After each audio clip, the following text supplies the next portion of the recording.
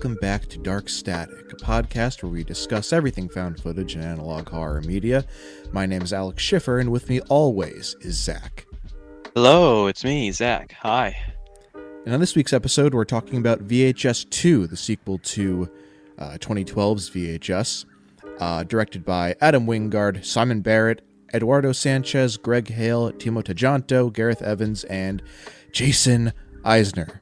Like the previous film, VHS 2 also received a premiere at the Sundance Film Festival, pretty much directly the year after the first one premiered at the Sundance Film Festival. And it got a limited run in theaters, but ended up just kind of getting released on, dumped on video on demand around June of that year. That's kind of when I saw it. I don't know if it was on a streaming platform or I just bought it, rented it on demand. But I was like really looking forward to the movie because I was a fan of the first one, and I was like, oh yeah, the second one, it's coming out. And I remember getting really excited because I was excited by the trailers, and yeah, it was a really like anticipated release for me that year. And that's kind of, I'm trying to think where I was at the time. I think I was still in high school. If it was June of 2013, it was probably the summer I graduated high school. I think I experienced a pivot with this one because I didn't at the time enjoy the first one very much. I had a overall negative impression of VHS. There are definitely, we talked about it last time, there are things that play better for me now from that first movie. But overall, I think we decided, it was a somewhat unbalanced movie. So when the second one was coming out, or it was like making the festival circuit, I don't think I cared at all because I remembered my experience with the first one. Then I heard the buzz about it. Yeah. Oh yeah. And I think specifically I was like a big Film Crit Hulk reader at the time. I mean, I still am. I was like a film journalist, does a lot of like think pieces and editorials on different topics. I don't see much of him anymore. Topics. He was on Twitter a lot, and I followed him, but definitely slowed down. He slowed down. Maybe he made the migration. Like a lot of other people, has become very anti-Twitter and has pivoted more to his Patreon. I just remember him writing an article about how this one had the opposite energy of the first movie. Yeah. And that was very intriguing to me. So I think actually specifically he saw it at Sundance. Sounds about or right, South by Southwest, possibly. It might have been South by Southwest. This was like around the time I started like really paying attention to like actual film critics. Like I remember like, yeah, I remember following like, and I still follow David Ehrlich from IndieWire. He's always like the first one on my feed that sees something and like gives his response to it. And yeah, he was a similar guy. I don't remember like the buzz about this film. I just like, I don't think I was paying close enough attention in like the critical circles. But this is the time I was like reading actual, like I was interested in like reading reviews, like full reviews, not just like, whatever some guy was posting or just like comment sections and forum threads about movies, which was so wild at the time. This was a more like, it seemed like a more valued, space respected space for film discussion. Just like for just the mind, for just the brain, not even just like talking to random people online about whatever the fuck you think about a movie. But that would happen. I would happen more with VHS as it went along, and I became more aware of like what the actual like festival circuits were and who went to them, because they were covering movies I was excited about, and I was very excited about VHS 2. But yeah, I mean, VHS 2 came out in 2013, and I want to kind of introduce before we get into the meat of VHS 2, because I have a feeling it's going to be a long one. But because there's definitely a couple things that are significant about this specific film, but put it in a this movie hits a lot of different It's a lot of different areas. Definitely hits a lot of different areas. But before we talk about it more, I want to set VHS two in a certain context, and I want to talk about some of the other horror movie releases that year, specifically some other of the found footage horror movies that were bouncing around in 2013, because there was a couple. Oh yeah. Notably, there was The Den, which I actually haven't seen. And then there's a movie And called I don't remember this at all. Neither do I. Yeah. And then there's a movie called The Afflicted, which I have heard of but haven't seen. And then the Borderlands, which I have seen and will definitely be a future episode on the show. I know that one's a favorite for some found footage fans. But yeah, it was definitely. I mean, VHS 2 is definitely the most high profile release though, because like Paranormal Activity was kind of. I forgot when they used to come out every year, and I forgot when. I think the previous film was 4 or the marked ones, and then This would have been around the time like 4 4 was came coming out. out, something Yeah, like that, I and think. they came out yearly, and then they kind Um, of stopped, and then the actual last one wouldn't come out for a while. yeah. This was kind of This, the this was a fun year because you had like your blockbuster, big blockbuster horror, like studio horror titles like The Conjuring or World War Z came out that year, Insidious Chapter 2, and you had the Evil Dead remake. Probably the Evil Dead yeah. remake is probably the best out of that bunch. That kind of that we. When was the last like big blockbuster horror movie? Because we didn't really. I remember we got a lot of those because of the James Wan films and Blumhouse. We're kind of Um, in that. like in recent memory, my mind always goes to Nope as like Nope was definitely Jordan this is Peele kind of took that spot, but he only makes this films would so have been like a often. Spielberg movie originally, or like an M. Night Shyamalan spot Exactly. if Jordan Peele wasn't filling it. Or old M. Night Shyamalan, I guess.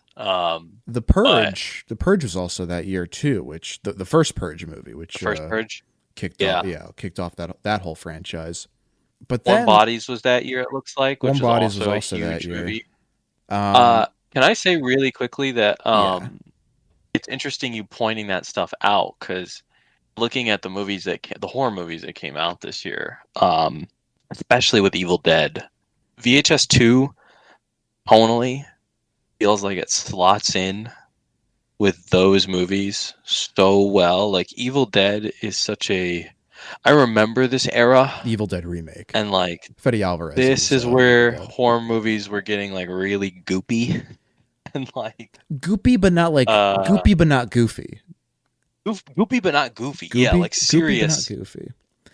Yeah, whereas the first super VHS was kind of gory. goofy. It was kind of goofy, goopy, a Yeah. little No, goofy, VHS goopy. 2 is like splatter horror. There's some real huge like buckets of blood stuff, but the Oh entire yeah, time it's like playing everything or for the most part everything straight. yeah, like real. Um Yeah, it's not like none of the segments in VHS two are really parodies of anything. They're just like, here's some kind of common horror trope, played seriously and expanded on in a really interesting way.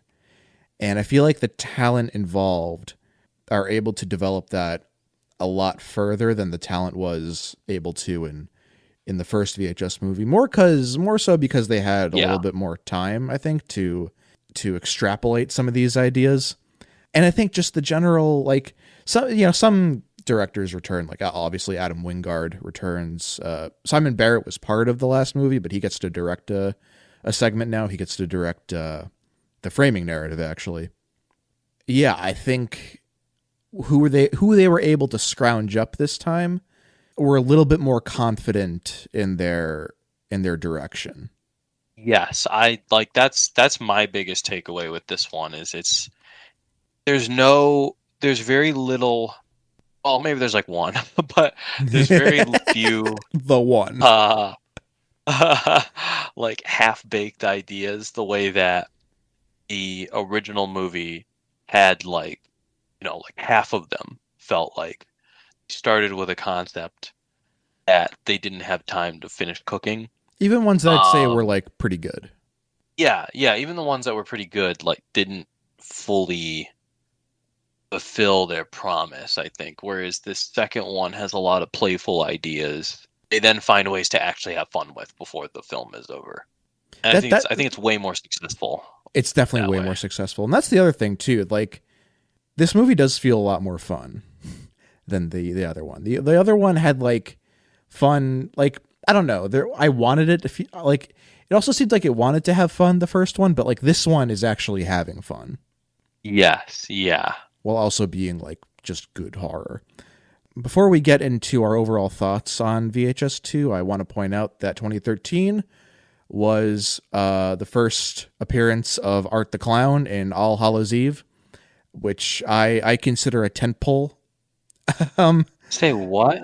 Is that true? There was a movie he was in before. All Hallows Eve, 2013. It was also like VHS 2 was an anthology. It was a collection of it wasn't found footage, but a collection of short horror films, and it had the first appearance of Art the Clown. Who That's wild. if you're not with it is Terrifier. Terrifier 1, 2, and 3. Might not have known Which that, but it's like not a niche thing anymore, right? no, Like Terrifier those 3. movies like make tons of money now, which is Those amazing. movies are like some of the highest grossing movies to come out in a year. Like they are huge. I would say like I was talking about like our block, but like back then we used to get more like big studio blockbuster horror films. The Terrifier films aren't that, but they're like treated like they are. Yeah, it's really weird. They're way more niche, disgusting, craven movies. Yeah. They shouldn't be performing as well as they perform. No, like how is this Like reaching it's not more of Friday an the audience? 13th. But I respect it. You have to respect Outperformed it. like in certain countries it's like outperforming like the new Saw movie and like Smile is like did really well. That was like considered a huge success. Yeah, yeah. Um That was also a Terrifier big 3 viral hit too because of the marketing, at least for the first one, and that kind of, I guess, like built up hype for the second one. Right. Like what is selling Terrifier to people who Art the Clown. have never seen He's a been around. Terrifier movie? Is it just Art the Clown? Art Yeah. the Clown. He's been around forever. He's been around for more than 10 years now.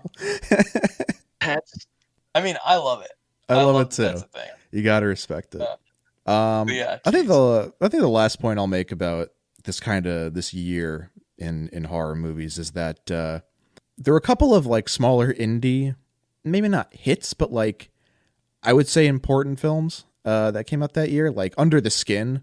If you hadn't heard of the name A24 before like it started getting hot, like Under the Skin was like a very early A24 movie that I think sure, this is like the birth of the A24 era. yeah, this is like the art house horror, not the start of the art house horror movement. I don't know where you can trace that back to. I'm sure if you do more, if I did more research, I could maybe find a better starting point. But Under the Skin was a very early one. I remember hearing a lot about Under the Skin when it came out. Yeah, because I think that movie benefited from like streaming platforms too. Like I think it was on Netflix, and as the first time people were like, "You got to watch this movie on streaming. It's crazy," and it happened to be Under the Skin. And then Coherence was also that year. I don't know if you've seen Coherence, but that's still to this day one of my favorite. One of my favorite. It's not even like horror; it's more like sci-fi, but kind of develops like it's a horror film. It's funny. Every time I meet someone new that likes movies, I'm like, I tell them about Coherence because I think it's so interesting. I think it's so unique. And if you haven't seen it, it's this movie about a comet going over the Earth, and there's all these people at this dinner party, and things just start to change. That's all I'll say about it. And the movie is like mostly actors you don't know, except that one guy from Buffy. Yeah, I was gonna say this is the movie where Xander from Buffy says, yes, there's a million universes, and I fucked your wife and everything. Yeah, it's that movie. One of the hardest lines ever delivered. But yeah, this movie is mostly people talking at a dinner table, and it's all improv, and it's really, really great. So I'd highly recommend that. That's kind of what the scope of horror looked like around the time VHS 2 came out. So getting into our overall thoughts, Zach, what did you think of VHS 2? Yeah, I guess I'll just continue my thoughts from earlier. I think it is just a really, really strong, fun, creative premise. It's just, how do I put it? Like, I don't want to overhype it. Well, okay. Well, actually, let me There say, is a part where I will absolutely overhype. That both of us, there is both of us have talked about this movie. segment since we've known each other, but we'll get to it. Yeah, it's one of the best things ever contributed to. Like, it's one of the best horror short films ever. Yeah, for we'll sure. get to Probably it. one of I the don't best want horror films. to get too crazy. But overall, and I mean, just that segment being in this movie alone makes elevates it. Mandatory watching, basically. It elevates it, absolutely. But the rest of it is also, for the most part, even the segment that I find to be the weakest is still fun. Like, it still has some interesting moments that are kind of goofy or silly. There's still an energy to it that's more distinct than the last film. Yes, this movie moves. If you don't, again, it's an anthology, so if there's a short that doesn't work for you, you're on to the next short in like the next 10 minutes. It really, and chances are there's going to be a few shorts that you really like or find memorable. Yeah. There's less of them now too, though. There's only 4 instead of the 5, which I think is actually. Last one had what, 5? Yeah. Yes, there's less of them now. One of them is worth 10. But yeah, it doesn't feel like there's less of them. It's funny. I mean, actually, it kind of does, just in the sense that, given the quality of it, I wish there was one more. Every time I watch it, I'm always like, I wish there was just one more to throw one more to round it out. like a hidden one. Yeah. It's like, oh, maybe I'll find a new one this time. They should do that with the physical versions. They should be like, there should be a hidden one if you go through the menus. Like if you. Yeah, that would be good. That would be. I really like that this one. I think it's an accident, but the first one, I would say the only cohesion was that everything was kind of slimy and lazy, like intentionally so. Like many of the main characters and settings were. It was dirty. Like dirty people or like borderline date rapists or what have you. There was also like a lo-fi quality to it. Yes, there was a very lo-fi quality to everything, which I respect more now that I get what it's doing. This one, I think it's an accident, but the underlying cohesion does seem to be take classic horror monster, whatever it is, like say, for example, Ghosts, and then put a twist on it. Perfect premises for short films. Yes, yeah. It works really well because it's like you're familiar with all these kinds of things. Like you've seen some version of this enemy that they're facing, but then not only is it found footage, but there's usually some unique twist on the concept or how it's being captured that makes each film feel really fresh. Yeah, no, I mean, I love this movie.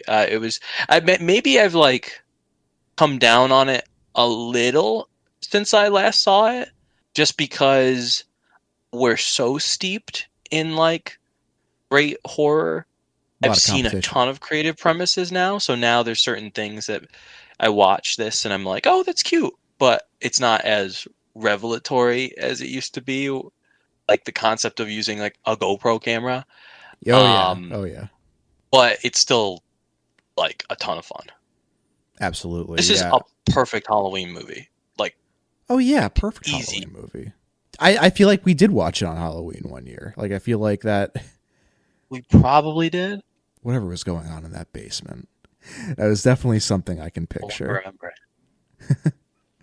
But yeah, I guess getting to my overall thoughts. This movie is definitely better than the first one. Like I think there's no doubt about that.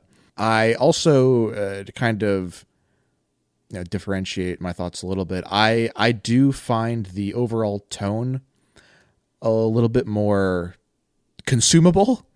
It's still very effective horror, but it's also got this mystery quality to it, and that's especially that's very apparent with the way the framing narrative goes, which I highly prefer to the first movie's framing narrative.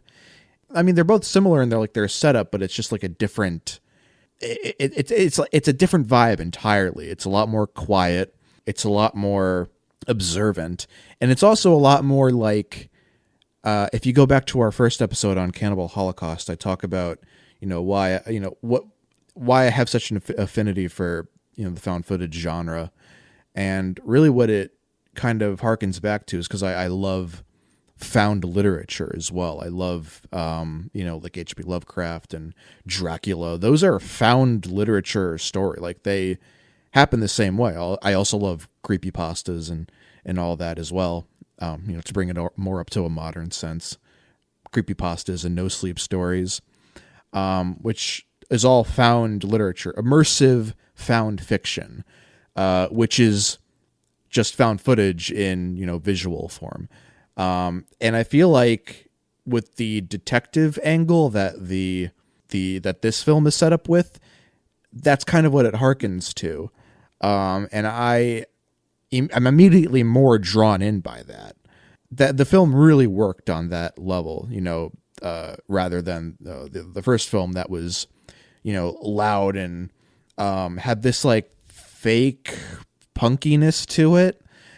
This extremely like, not to say that like the film shouldn't be, shouldn't show you things you don't like, but Right. With that it was like. With the constant like degenerate characters, the constant like, it was a bit distracting compared to the films that were, what the films were trying to do. This one, it all feels way more pieced together, and the film works, as a whole, and also as individual segments, which I think really makes a great anthology. How well do these films develop their concepts versus the whole of the story of the, how of the anthology like develops its own themes and what we can take away from all that. And that's what I got from this time watching it, is how well each segment just kind of flowed in to one another. I thought it was way more elegant in that way. And my God, I should just save it, but there is a segment in here that trounces fucking everything that we've talked about some great shit on this podcast. I feel like a whole other level is gained from one of the segments we're about to talk about, because it shaped my brain in a way, ever since I first saw it. And I think it did the same to you as well.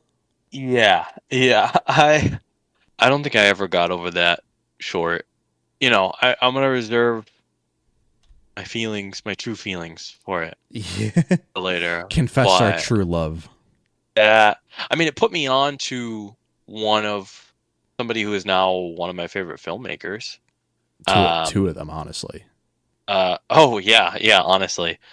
And yeah, so that just lived in my head rent free. I think I wanted to make short films like that in college after I saw it, which was crazy because it's one of the most ambitious shorts you could possibly make. Like that requires a mastery over action and blocking we'll do not get have. to it. We'll get to it. We're getting very carried away.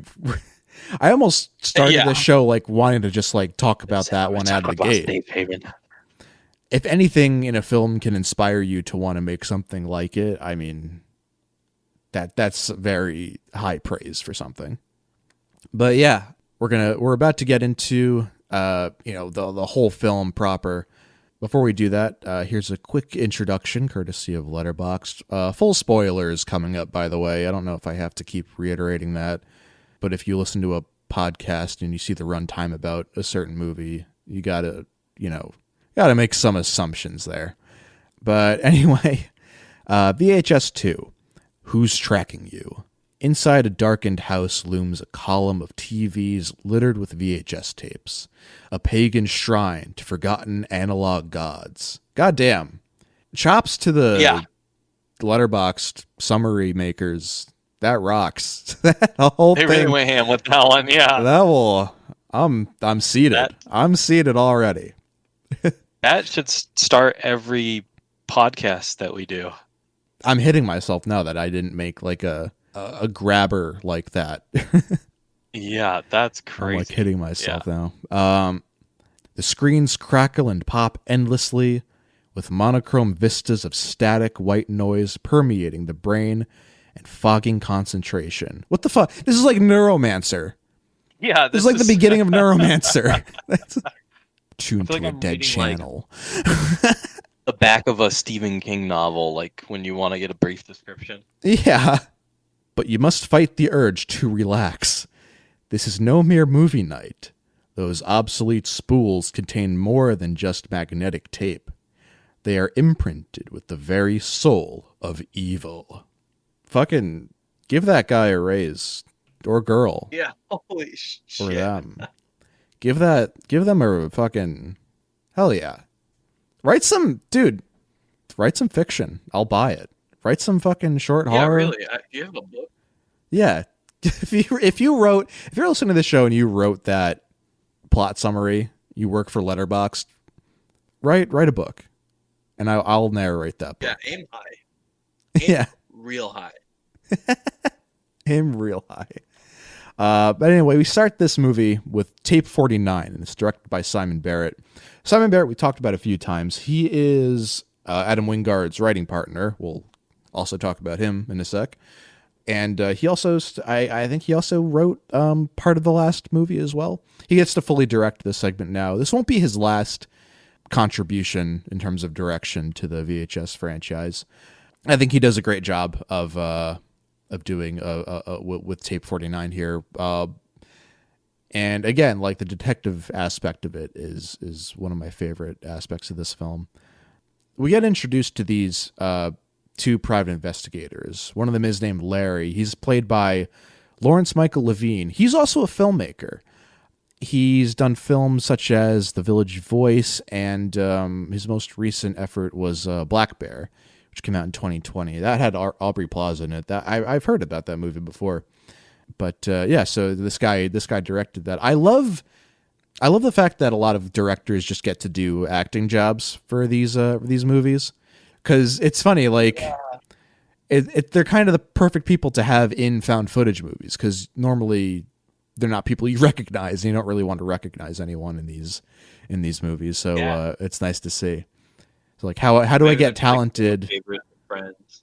Yeah, like how do I get talented actors without having to, rely on, noticeable faces? And it's like, well, just get directors. They kind of know how to. They have to know how to act, right? But yeah, there's like he is also married to Sophia Takal, who she was in the last movie. Yeah, in the last movie. Yeah.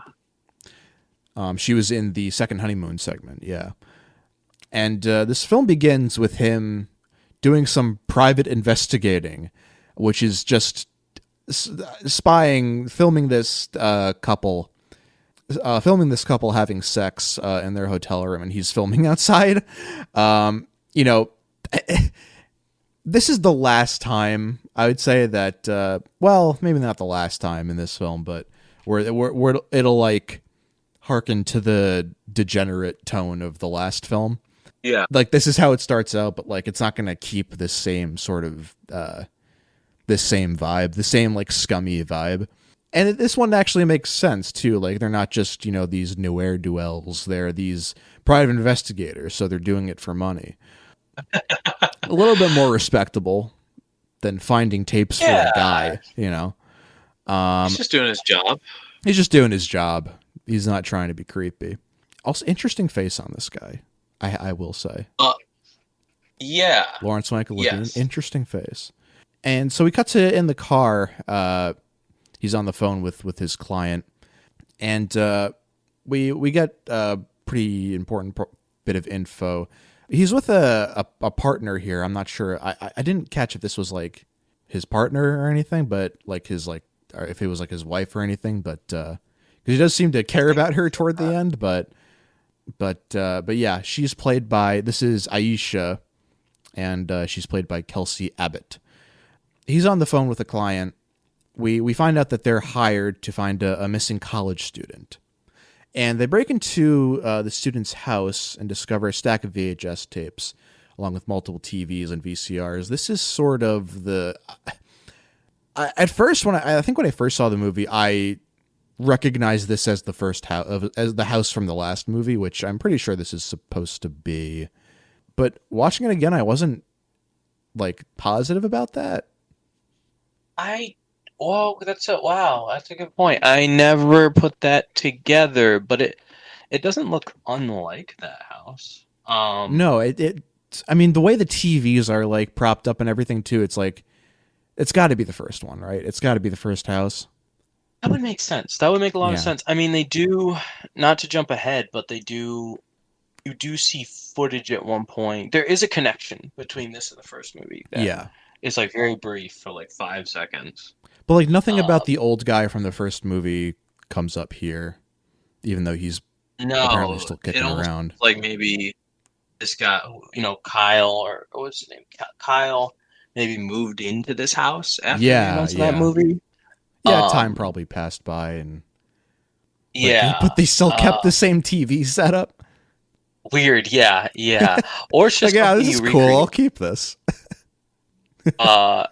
It could be a different house, but like you're compelled to create that setup. I guess when you collect tapes, you end up just stacking a bunch of TVs like that, Yeah. It's like, well, I guess I got to recreate the aesthetic. But yeah, speaking of the aesthetic, though, I mean, when the whole sequence of them breaking into the house kind of revealed a very atmospheric aspect to this film that I love about some found footage movies, where we just get to explore with a first person camera and just we take in everything from the environment. This scene is made to be very lush. It's different from the last film, where like when they break into the house in the last film, everyone's fucking yelling at each other, and it's a generally like chaotic vibe. Whereas here, there's a lot more concentration on atmosphere and just like this stylized shooting and sound design. Like the way shots are framed here definitely stand out to me a lot more. It seems a lot more, not meticulous, but like it seems a lot more precise.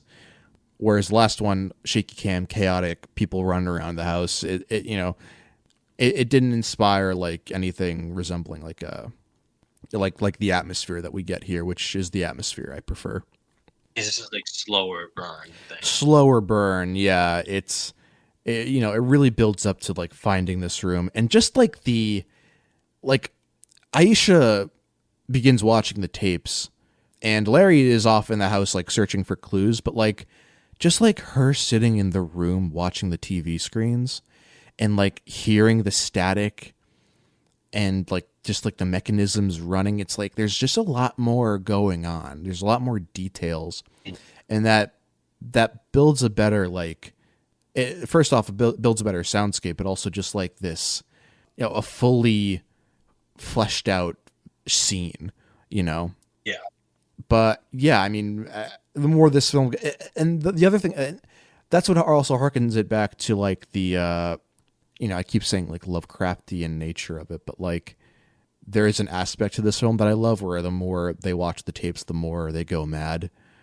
That's not really a directed thing that happens, but it's not really directly a thing that happens. Like, isn't like no one says it, but like, but I think it's pretty apparent. It's pretty apparent, yeah, that's what's going on, which is what I get out of a lot of like analog horror online as well. But yeah, and they discover. I mean, it's not the only the tapes they find isn't the only footage they find either, because they find the college students his kind of like, I guess, vlog as well. Like he's kind of just talking to a camera in a dark room, and we get to see more of that the more the film goes on. But we get to the first segment here. Phase 1 clinical trials. The segment's directed by Adam Wingard. We all know him, director of Blair Witch 2016, You're Next, The Guest, Godzilla vs. Kong, and all those movies. And I think I mentioned last week that he's coming back to horror soon, which I'm pretty excited for, to see what he's learned. But yeah, funny thing about this segment, though, before we really get into it proper, Adam Wingard not only directs this segment, but he stars in it. But he wasn't supposed to star in it, because they had someone else in mind when they were making this. This was supposed to be, instead of Adam Wingard, the main character was supposed to be James Rolfe, the angry video game nerd, which I learned about when I was doing research for the film, and I was so surprised by that. And when I learned that, I totally saw it. I mean, now that you say it, I can see that. God, did we all have like a phase? Probably not. 1,000%. Yeah, the angry video game nerd. I used to love the angry video game nerd. When I was in like 4th grade, 5th grade. Was that that early time? YouTube? That was very early YouTube. Maybe a little later. It was very early. I remember YouTube. Like middle school, maybe. Yeah, I think it was maybe middle school. Like it was like some of the first stuff. Like he was one of the OG YouTube people. Oh yeah. Do you know why he couldn't do this movie? Because he was filming the Angry Video Game Nerd movie. Is there a movie? Yeah, it's not good, but like he made it. Oh. Oh. Yeah. Wow. I feel like that's kind of a missed opportunity for him. Well, the thing is, like, talk about, like, I always talk about on this show, like, the DIY spirit of found footage horror. James Rolfe is totally the DIY spirit of everything. Yeah. You know? No, his vibe fits into this so much. Cause it does. And that dude loves horror movies. Like, he loves horror movies. He loves movies. I mean, when I was a kid, like, seeing his, like, some of his behind the scenes stuff or whatever was actually creatively interesting to me. Yeah. Not knowing anything about film and then having somebody kind of with a film degree explain it. Yeah, that dude, compared to, like, almost everyone else on YouTube, is, like, that guy, especially at that time, like, that dude was a real filmmaker. Which is why not he's like an influencer or whatever. Yeah, which is why he's incredibly respected even now. Yeah. So that makes sense. That the vibe of this film being just like a compilation of like indie filmmakers, like scrappy DIY people, does feel like he totally would fit in there. So this segment has to do with a man named Herman, and he's getting this experimental ocular implant. So what we see here is the entire short is filmed from his perspective, and one of his eyes is a camera, which is kind of like in the first movie where in the amateur night segment was filmed with this guy's like camera glasses, but this is like physically inside of his eye.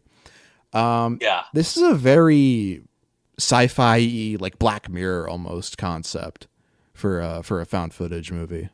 Yeah, that's something else about this movie that you'll see over and over again, is that it feels like every filmmaker was not satisfied with the concept of just like the camera being a fucking camera.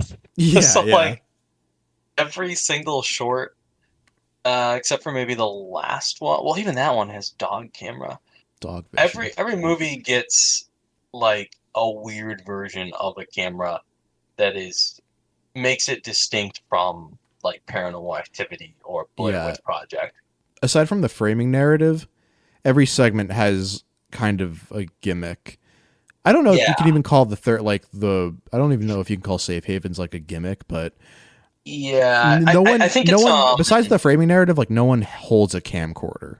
I think in a lot of cases, in order to capture some of the events in the premises that these movies are about, they needed something that was closer to, or at least it was helpful to have something that was as close to POV as possible. Exactly. So, like you would think a handheld camera would do that, but literally having it be a dude's eye, or like a camera disguised as a button is a lot closer to like capturing the direction that a person is looking, whereas the camera would be a little bit bulkier and more difficult to justify swinging around and like being able to capture every single thing Yeah. accurately. If it's like somebody's eye or a button on their shirt, then you don't have to ask why are they recording this. It's like, well, they just turned around and looked at it, so Yeah, yeah. that's why There's they no captured it. question about it. Um, That kind of segues into my main takeaway from this whole segment. Compared to everything we saw in the last VHS film, even compared to what we see in the framing narrative that set, this series of segments up, Mhm. this is a very clean segment. Like just like in terms yeah, of like the resolution quality of the actual shots, and then the visual fidelity, and then just like the fluid movement as well. Like it's not shaky. I love that you can see him blinking, by the way. That was my favorite part of the whole thing. yeah, I love his blinking. It feels like a video game almost. yeah. Especially when Um, you can especially when they concentrate on his hands, like him like feeling things, like him doing little movements with his hands, and he can use both hands more naturally. And he's not like just holding a camera in one hand and using another to grab stuff. That it reads as very like indie first person perspective horror video game to me. or like a cutscene in a video game, like a first-person video game, like Yeah. Call of Duty or something. No, not even that. Just like even him like moving around the house is like I can see myself with a controller in my hand, like moving him, Oh yeah, yeah. controlling his movements, controlling That's Adam true, yeah. Wingard's movements in his home. He leaves the clinic, and before he does, there's this strange girl that kind of just looks at him, and he's like, "What the fuck?" But he goes back to his home. His home is out of control. This is a ridiculous crazy. house. We gotta talk about this house. Talk about this fucking house. What It is does this this. guy do for a living? It seems like this beautiful home, and I guess what it seemed like Beverly Hills or something. But Yeah. he has these amazing doors, and then like he walks outside, and there's a pool. He has this really like nice courtyard area that's all stone, very modern looking house, and then he goes inside, and it's like, do you remember when the PS5 just came out? There was a guy on Twitter that was like, just got the PlayStation 5, and it was like sitting just like this massive console sitting on like a fold out table with a TV. Yeah. That is this guy's fucking setup. He has like the It's bachelor pad of like a inside it looks like he is in his early 20s and he's just doing what he can to make it work. But it's inside of like a Silicon Valley like a house. mansion. Yeah. Like a fucking like in the mansion. Hollywood Hills. Yeah, in Hollywood Hills. Yeah, it's almost like you could see the pizza boxes stacked to one side of the room, and then like all of his furniture are like lawn chairs. I feel like there are like there's like scraps of newspaper and stuff at random places. It's like It's just this room too. Like this is the room where he hangs out, but it looks like this. he doesn't shower, so Yeah. he His doesn't go bathroom is ahead. insane too. Oh my god. Within this new eye camera, some weird glitchy things start happening. I have a question. Speaking of playing a video game, Yeah. what is this deep cut game that he is playing? Is it I don't know what this is. I didn't want to is this figure it out. Ikaruga, bro? Like what is like what is this? It's like an arcade like Yeah, it looks like Dreamcast game. not Galaga, but like a modernized Galaga or something like that. Like I feel like it's so specific that it's almost a character detail because Yeah, yeah. it's like he's living in this rich house and he has this crazy setup and then he's playing like And his camera, a his eye retro is a video game. camera. His eye is a camera. And he's like, I've got to boot up like It's like kind of you know cyberpunk. Blasto from the PlayStation Blast. 1. Like that's crazy. Well, anyway, I mean, Herman starts to experience some glitching with his new eye camera. And what this turns into is he can now see these ghostly apparitions. He sees this guy. One of them is he sees this like guy in a suit, and another one is this little girl. And there's actually the way this was revealed was pretty good too, with someone being in his bed that he didn't recognize. I thought that was really well done. I like that a lot. yeah. So he basically gets scared and hides in the bathroom the whole night. And when he gets out, it's daytime. And he hears a knock at the door, and it's this woman, the woman that kind of stared at him weirdly in the clinic. And he's weirded out by her, but he lets her in. She reveals that she can not see the ghosts, but she can hear the ghosts because she has a cochlear implant that allows her to hear these frequencies that ghosts make. That in itself, I'd like to see that expanded on in another project potentially. That's kind of like a schizo thing that you can do with it. Like you can do that angle, but the voices are real and you're hearing other. I don't know. You could do it like Senua, it's like Hellblade, Senua Sacrifice style. Ooh, yeah. Or you can just go play Hellblade because that's one of the best games ever made. That's what that guy should have been playing at the beginning, instead of whatever the fuck that other game was. Was that wasn't out at the time? Frame. No, he wouldn't know. But yeah, so yeah, Clarissa. Her name is Clarissa, and she explains it all. She starts to they start to see ghosts, and she kind of pays them no mind. She's like used to them. By the way, this girl looks like she could ruin your life. At least like. Oh my god, dude! Yeah. This character is so. Of all the segments, this is probably like my least favorite, and I'll bring it up a little more later. But she's at the heart of your problems. What I think is wrong with this segment. Yeah. Is it her performance? I thought it was not great.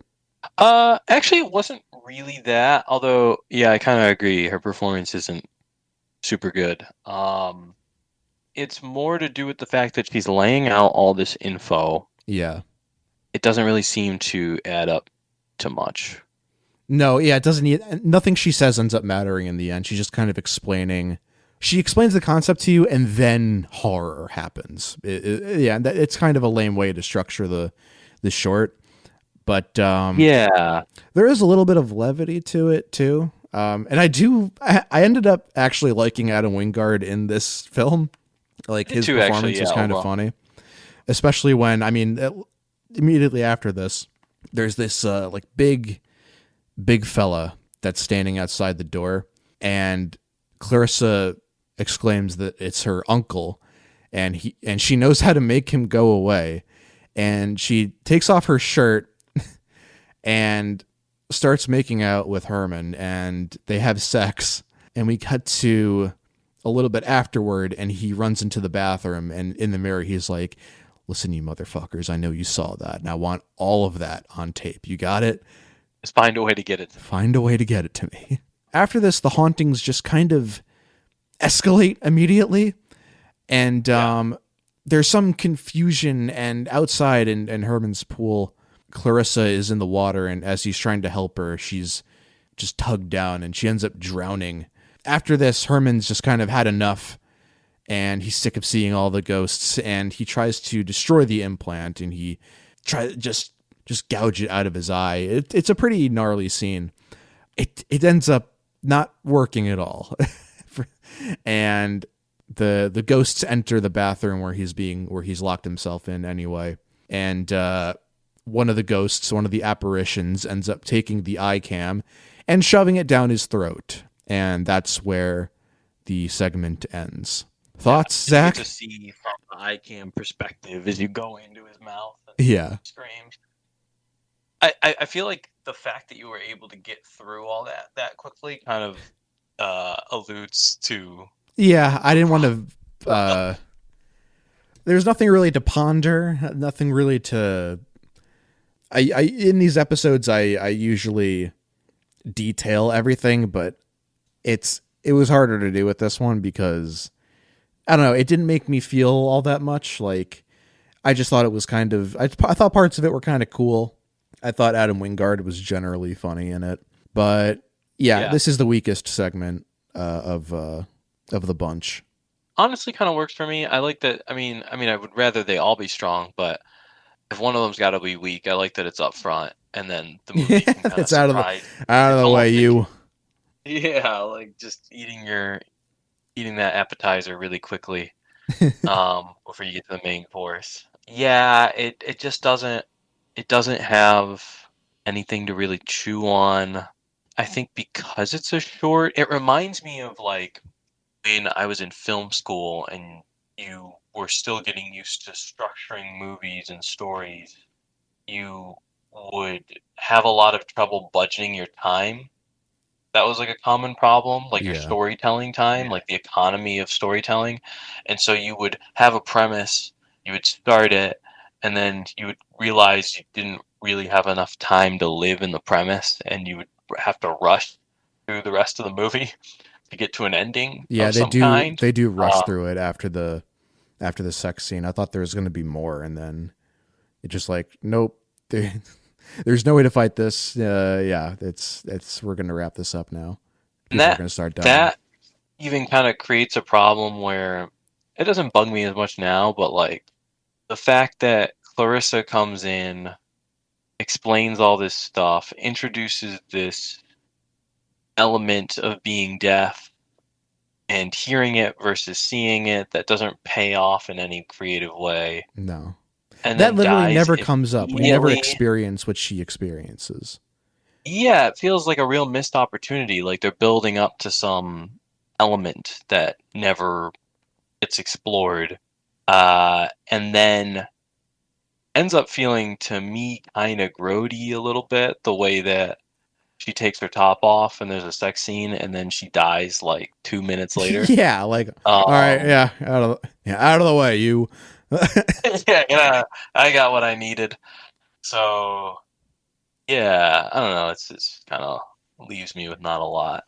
Yeah, it's not one of the Uh, best segments. At least like it's visually different than all the other segments in the film, but in a lot of other segments that are to come and have passed as well. Like it's a visually different segment than anything from the last film, and it moves differently. It has like not like its pace, like it kind of moves the same way as some of the other shorts from the last film, but just like the actual movement of the camera throughout the the process of the film, it is interesting to kind of just watch, but yeah, ultimately it doesn't really turn into anything, meaningful, at least to me. right. Yeah. I remembered this one as being the weakest too. Like this is the one that stands out to me as oh yeah, there's that kind of like extra one. Um, Yeah, yeah. But anyway, but yeah, so we cut back to Aisha watching these tapes. Throughout the experience of watching the tapes, her behavior starts to change a little bit more. And we can kind of just see it in her eyes. She's like becoming increasingly entranced by what she sees. Like she's almost being hypnotized by the screens, which I is an aspect I do really like. I think we pointed out in the last film, like as soon as the first segment finishes, we cut back to the guy that's watching them, and he's just like, "What?" And it's like, I don't know. It seems like it's kind of just played for laughs, but here it's like it actually has like yeah, an effect on what's happening. So then we get to the next segment, A Ride in the Park. It's directed by Eduardo Sanchez and Greg Hale, two guys who also will be familiar to you if you've listened to past episodes, or if you're a fan of horror, because Eduardo Sanchez is the guy that directed the Blair Witch Project, one of the greatest found footage horror movies ever made. So getting him here is definitely, a huge like validation, I would say, for this franchise. Yeah, and Greg Hale is the producer. He was one of the producers. Yeah, That's very fun context too, because yeah. I always forget that. Uh, Because you never think of the director really when you think about the Blair Witch Project. no, not at all. But someone Um, made it. but yeah, like a person made it, and like this short compared to the Blair Witch Project, it's like extra funny because tonally it's Totally, so it's way different. different. Yeah, there's no sense of dread, but there is all a point to it though, and it's definitely compared to the last segment where it kind of ends and it's kind of like, well, what was that again? Which is how a lot of the segments in the first VHS film happened as well. That's how they felt as well. But here, I mean, in a ride in the park, there's a very poignant like ending to it that's very effective, which we'll get to. We'll talk about in a bit. This segment's called "The Ride in the Park," and it has to do with a cyclist, and he's riding through the woods in a park, and he has a GoPro attached to his helmet. I don't know about you, Zach. I used to watch a lot of GoPro. Probably one of my favorite subgenres of video is GoPro exploring, and also like I do like GoPro mountain biking as well because it's just generally like exhilarating to watch. Fucking Red Bull makes a lot of those. Red Uh, Bull yeah, makes Red Bull makes a lot. Red Bull will make videos of like a guy with a GoPro camera biking down like a busy street, and it's like a whole track that's set up for him, and it's crazy. Ooh. I There's something mesmerizing about watching somebody who is good at off-road biking or trail biking, yeah, just like zooming through the wilderness or like a mountainside. it's definitely striking. It's funny you say that because I immediately wrote into my notes like, "Oh shit, 2013." Like just like Yeah, yeah, immediately hit with GoPros. like GoPro, the music he's listening Yeah, it's to all as he dubstep. bikes is so yeah, Skrillex-esque dubstep. I'm like, oh god, holy shit. This was That was that time. Yeah, uh that's the first yep. like very modern punch in the VHS franchise, I would say. And it makes sense too. Like this is, I feel like this segment more than anything is like part of our world, and that's what Eduardo Yeah, Sanchez definitely. is really good at. And so what? Basically, the idea of this segment is: what if you're watching one of those mountain biking videos? They stumble across zombies, because before that, though, he receives a call from his girlfriend, which kind of ends up being the emotional through line of the whole segment. And while he's biking, he sees a panicked woman covered in blood. As he's trying to get help, the woman collapses, but then she reanimates as a zombie and bites him. He flees, but he quickly succumbs to the infection and he dies, but then he's also reanimated as a zombie. So now we're getting the first person perspective of a zombie, which is the whole idea, the whole like I guess like main concept of this segment. First off, like knowing the context of who Eduardo Sanchez is, it's very funny to see him go to zombies. Yeah. Which I guess like Blair Witch Project isn't the only thing he's made, but you kind of identify him with a certain tone of horror in a very like non-descriptive sort of way. Yeah, it's the opposite of zombies. It's The never opposite seeing a of monster at zombies. all. Like maybe they're not even being a monster. Yeah. And there's like gore in this movie, in this segment and everything. It's really, yeah, it's definitely a very fun change. And this is a very fun segment. I also Yeah. really I liked the visual of these zombies just walking around in broad. Like this is the sunniest, nicest day. Yeah. And zombies are just walking around. There's no like, it's not raining. There's no like moodiness to it. It's just like broad daylight zombies. And I really like there's a shot of like zombies walking in the distance and you can kind of see like the sunlight, they're like bathed in this sunlight. I thought that was a pretty striking image, especially when seen through, the lens of someone looking at it through a GoPro camera. But as he's on the ground, another couple finds him. It's this repeated cycle of like, someone worried about someone in the woods and they end up being a zombie. It's like the same thing that just happened to him is now happening to this other couple. And they try to help him, but he attacks them. This is pretty awesome because you get to see the POV of this rabid animal, basically. Yeah. And this is like really well, like it's not even like it's like too chaotic or anything. It's really well communicated. Like his zombie snarls and his groans are like really like they're really crisp, and it paints this soundscape, but also this like just general vibe of action.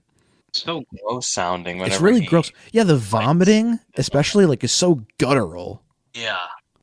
But so he attacks these cyclists and he bites them, and they also reanimate as zombies. There's also some there's some strange levity to this segment as well, because he's trying to like it's like he's trying to like figure out how to be a zombie in his body. So he sees this guy like dead on the ground, and he takes out his wallet and he starts trying to eat it. He's like, nah. He even goes like blech, It's really funny. Right. Yeah, hey, right. But then he like pulls up his shirt and he's like, oh. Now we're talking. And he just carves into him and starts eating his insides, as you do when you're a zombie. Oh. And then then his partner, who is now resurrected as a zombie, also joins in with him. I love this zombie camaraderie like aspect. Zombie friendship, but like not even just like a known friendship, but just like this communal zombie. Like, yeah, get in on this shit. Like, yeah. There's a lot of funny blocking with the zombies too, because the dude they're chomping down on then gets up, reanimated as a zombie. He kind of sits up, and they're all just still like chewing on him, and they have this look on their face like. Yeah, I remember the wife, like his partner, the wife is just like Yeah, she has this dead stare and like is just like slack jawed chewing. Yeah. It's like funny, dark comedy. Yeah, there was no jokes in the Blair Witch Project. Yeah, and now he's just like, I can do this, and it's like, oh hell yeah, dude, you can do this. You're very good at that. This was also the moment where watching it originally, VHS2, that I was like, aha, like okay, this is why this movie is getting a huge. Okay, oh yeah, I hit it. At first, you're like, oh, this is the part people really liked about it. Yeah, now I'm starting to see what makes this movie unique. Like exactly. What sets it apart. And the segment's not even over. It has a whole other half to it. Because the zombies then migrate, and I love, this is also hilarious to me. They kind of just stumble upon a home movie of a girl's birthday party. Yeah. And they attack the birthday party, basically. And everyone runs away. They try to get in their cars and escape the zombies. It's all from the main guy's point of view. There's also another like bystander like angle to it. That's the part I really liked, actually, was before we see the zombie, it's not all the GoPro footage. There's like people filming the party with regular camcorders too, and that's worked in to this short as well. Yeah. Which I totally buy. It's chaotic. Like, and I totally buy it as well though. Like, oh yeah, like we found this on the scene too. So we're gonna put it all together. So what ends up happening is, all this chaos ensues, and people are trying to escape. There's a long scene where the main zombie is trying to get into this car. Inside he sees his reflection. He sees the reflection of himself on the car window, and he kind of stops a bit. And then when he does, he turns around, and there's a guy with a shotgun that just blows him up. But he's not dead yet. The guy with the shotgun also kind of just gets got by the zombies. He shoots a couple of them, but he ends up dying. The cyclist then gets back up, but he's then quickly run over by the car that he was trying to get into. As he's just like crawling on the ground now. And there's this crying woman that's right in front of him, and she's mourning, someone that's dead. He kind of just like stops and looks at her, but like he doesn't attack her. It's not really known if like he even like has working limbs to even do that, or if he's like, he's like seeing the humanity within himself. Reflecting. And he's reflecting. Yeah. So at that point, he gets a phone call from his girlfriend. She's like, "Hey, just like, just hope you come home soon. Like, love you. Bye." And this like completely ruins him. And like, it's almost like I like the fact that the crying woman in front of him like also hears this, and like she kind of understands what's happening too a bit. I kind of got that a bit from her. And that just like, I don't know, there's this air of sadness at the end of this thing that just completely blindsides you. And it's just so effective. He then, just decides to, he finds the shotgun that the other guy was using, and he decides to end it, to put himself out of his misery. He kind of, blows his head off, and the GoPro just like goes flying up in the air and then like lands in a perfect spot where you see the cyclist dead. And the last shot we see in the segment is just of his eyes, and it's really just like a very somber, sad ending. Yeah, which brutal. It's brutal, which I completely did not expect, especially with the knowledge of everything from the previous film, which was nowhere near like replicating the emotional beats that this one does. This had like everything. I loved this segment. Yeah, I like this one a lot. I really like this one. Yeah, in such short time too. Like, we're gonna do this. We're gonna have this. We're gonna do these zombies. There's gonna be some gore, but then it's also gonna be funny and then really sad at the end. And it's like, how are you gonna do all that? Very easily is what he makes it seem like. Yeah, it feels effortless. It's a lot of fun. Like the chaos at the end with the birthday party getting attacked is really well staged. This one has everything. It's funny, it's sad, it's playful, got cool gore. It's disgusting. It's gross. Yeah. The POV of zombies eating people is crazy to do. and he just does it. They have a lot of fun with the sound design. Like, oh god, I can't get over like the sound of him like slurping up like intestines is so gross. But it's just like a really, really strong short story. Yeah, really strong short horror story, which is exactly what all these films should be. We got to take a breath. So the next one isn't going to be that. The next one's going to be not just a short. No, not just a short. This next segment is almost like the whole film to me. Despite like everything, all the praise we just heaped for the last segment, the majority of the runtime is this one segment, Safe Haven. It has the longest runtime, right? It has the longest runtime out of the four, and for very good reason. Before we talk about this, God, where do I even begin? I don't want to stall it for too long because we have to talk about how sick this shit is.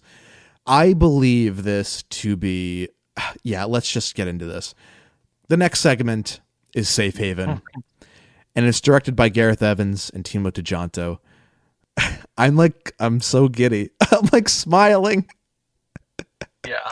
Because, Zach, we get to talk about it. I know. Like, when I was making this show, when I was thinking about doing this show, I was always like, oh man, when we get to talk about Safe Haven. I know, this is the one that I was also it's gonna rule. And it's so funny now that you say that. That is exactly why when you pitched the podcast, I was like, "Oh, we get to talk about the same." That was basically. So yeah, That's gonna be tough. that's what this segment means to us. I love this so much. I constantly revisit it. Dude, there was one night recently I was hanging out with a mutual friend of ours, and we watched some movie. I can't remember what movie it was, but after the movie, I was just like, "Hey, you know what? I feel like watching right now." And I just turned, I fast forwarded to this segment, and we just watched it, and we're like, They seen him before? yeah, they've seen it before. Oh yeah. Wow. And we're just like, yeah, that hits every time. It never gets old. It's So good. it's so good. So here's why. Here's why we're so excited right now. First off, this is Gareth Evans and Timo Tjahjanto, co-directed. I feel confident saying that these are two of the most established filmmakers that have worked in this franchise. Definitely two of the overall best filmmakers that have worked in this franchise. The most talented. And I say that feeling like there is a huge gap between the talent level showed off in this segment with director Gareth Evans and Timo Tjahjanto and everyone else that's ever made a segment for the VHS franchise. And that's not to that's not to discount the great stuff that people have made in this franchise. And that's, it sounds like, but there is a level that is an insult, but it's not only because these filmmakers are making shit that is impossible to make. Like stuff that I can never dream of being able to make. I never thought of found footage. Challenge. For most filmmakers, found footage is a challenge to them, and it feels like for Gareth Evans and Timo Tjahjanto, it's just a fucking like a playground. Fucking game. It's a fucking game. If you're not familiar with Gareth Evans and Timo Tjahjanto, and for the love of God, I hope I'm saying Timo's name right. It's not the easiest. I will correct myself, and I will take flack from anyone that says it's nowhere close to being correct. I will happily take flack from people, but that's just how I read it. Myself, yeah. So Tjahjanto, but I think it's Tjahjanto, maybe, yeah. Maybe you don't pronounce that J.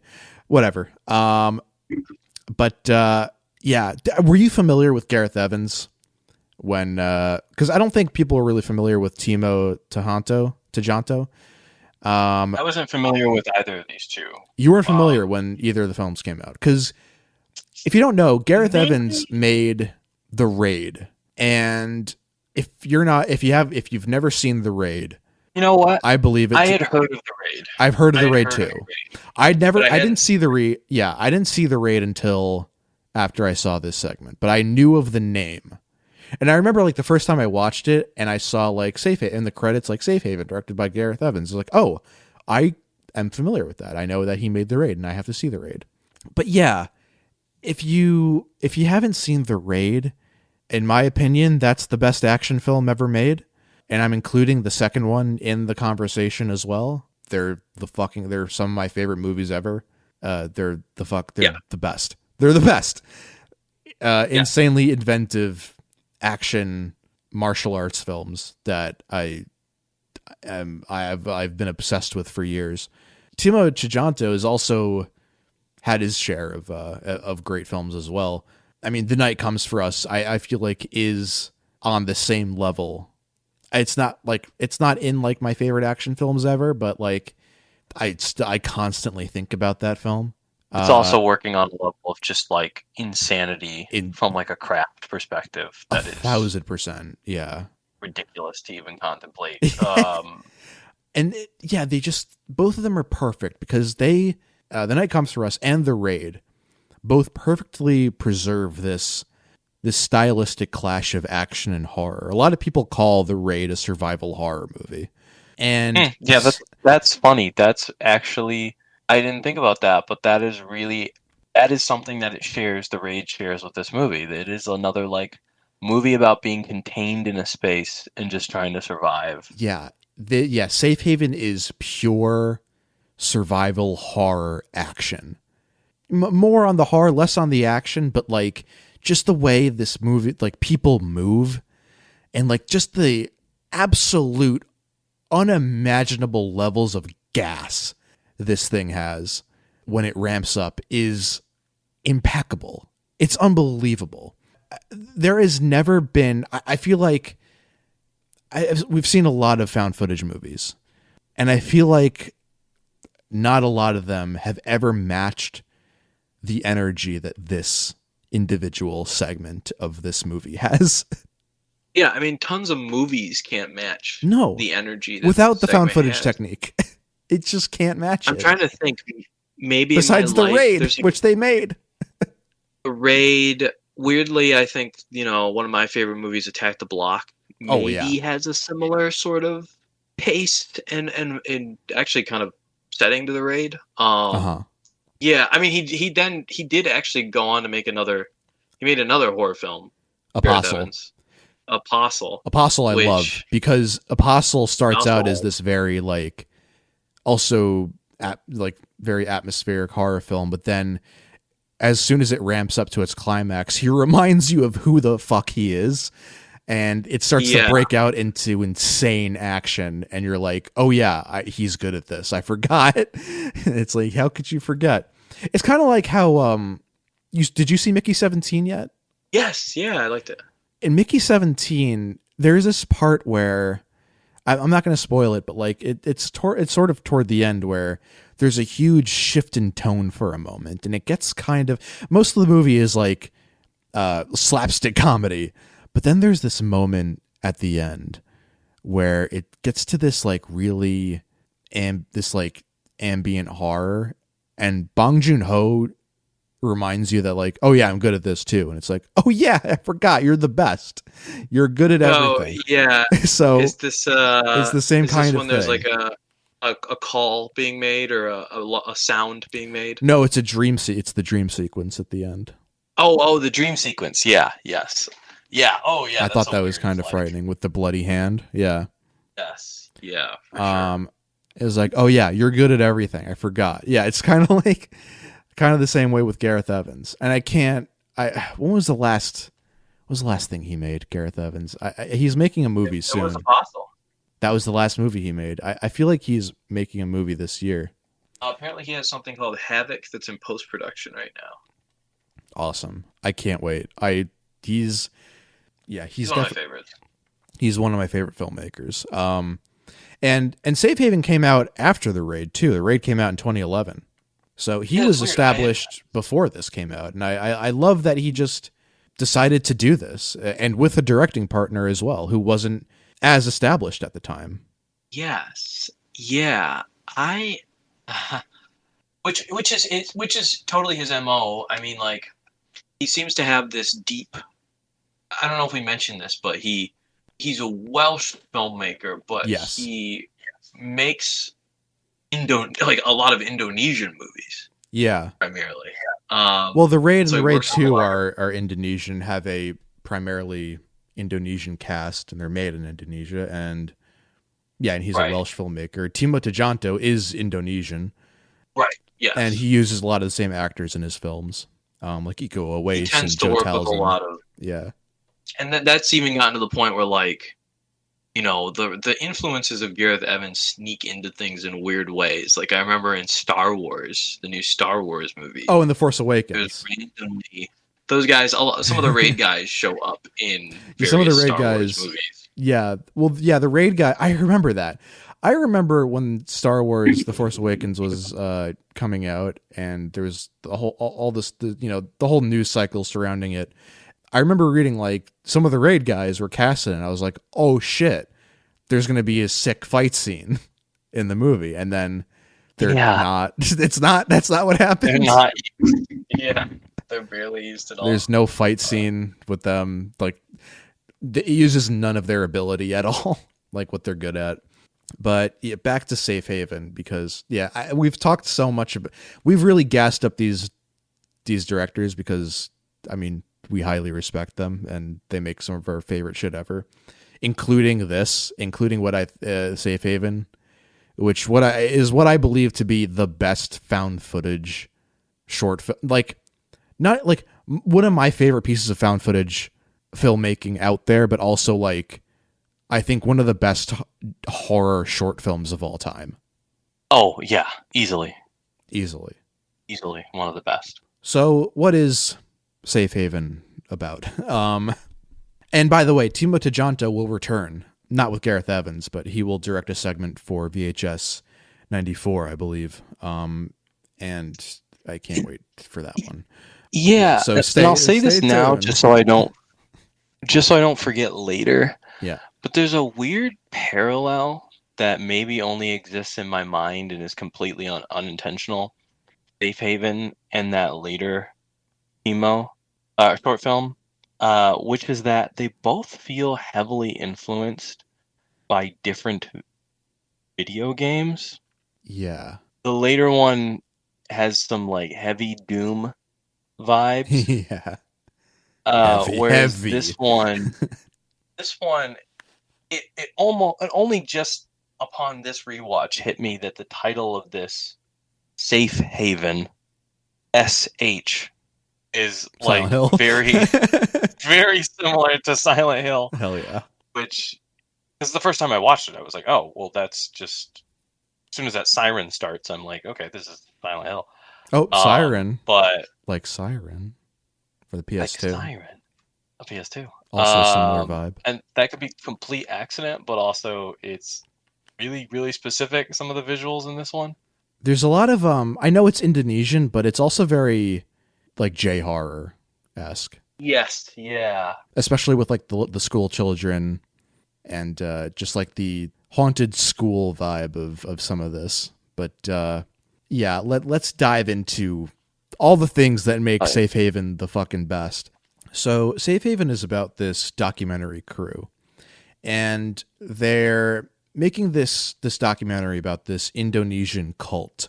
And they start out by interviewing this guy. He leads this religious group called Paradise Gates. And they start with just talking to him in this cafe where he's drinking a tall glass of milk. Zach, 2 episodes ago, in our milk and cereal review, I mentioned that crazy people drinking milk was a thing. And you were like, what are you talking about? Do you get it now? I do. I didn't know. I forgot. Did you? I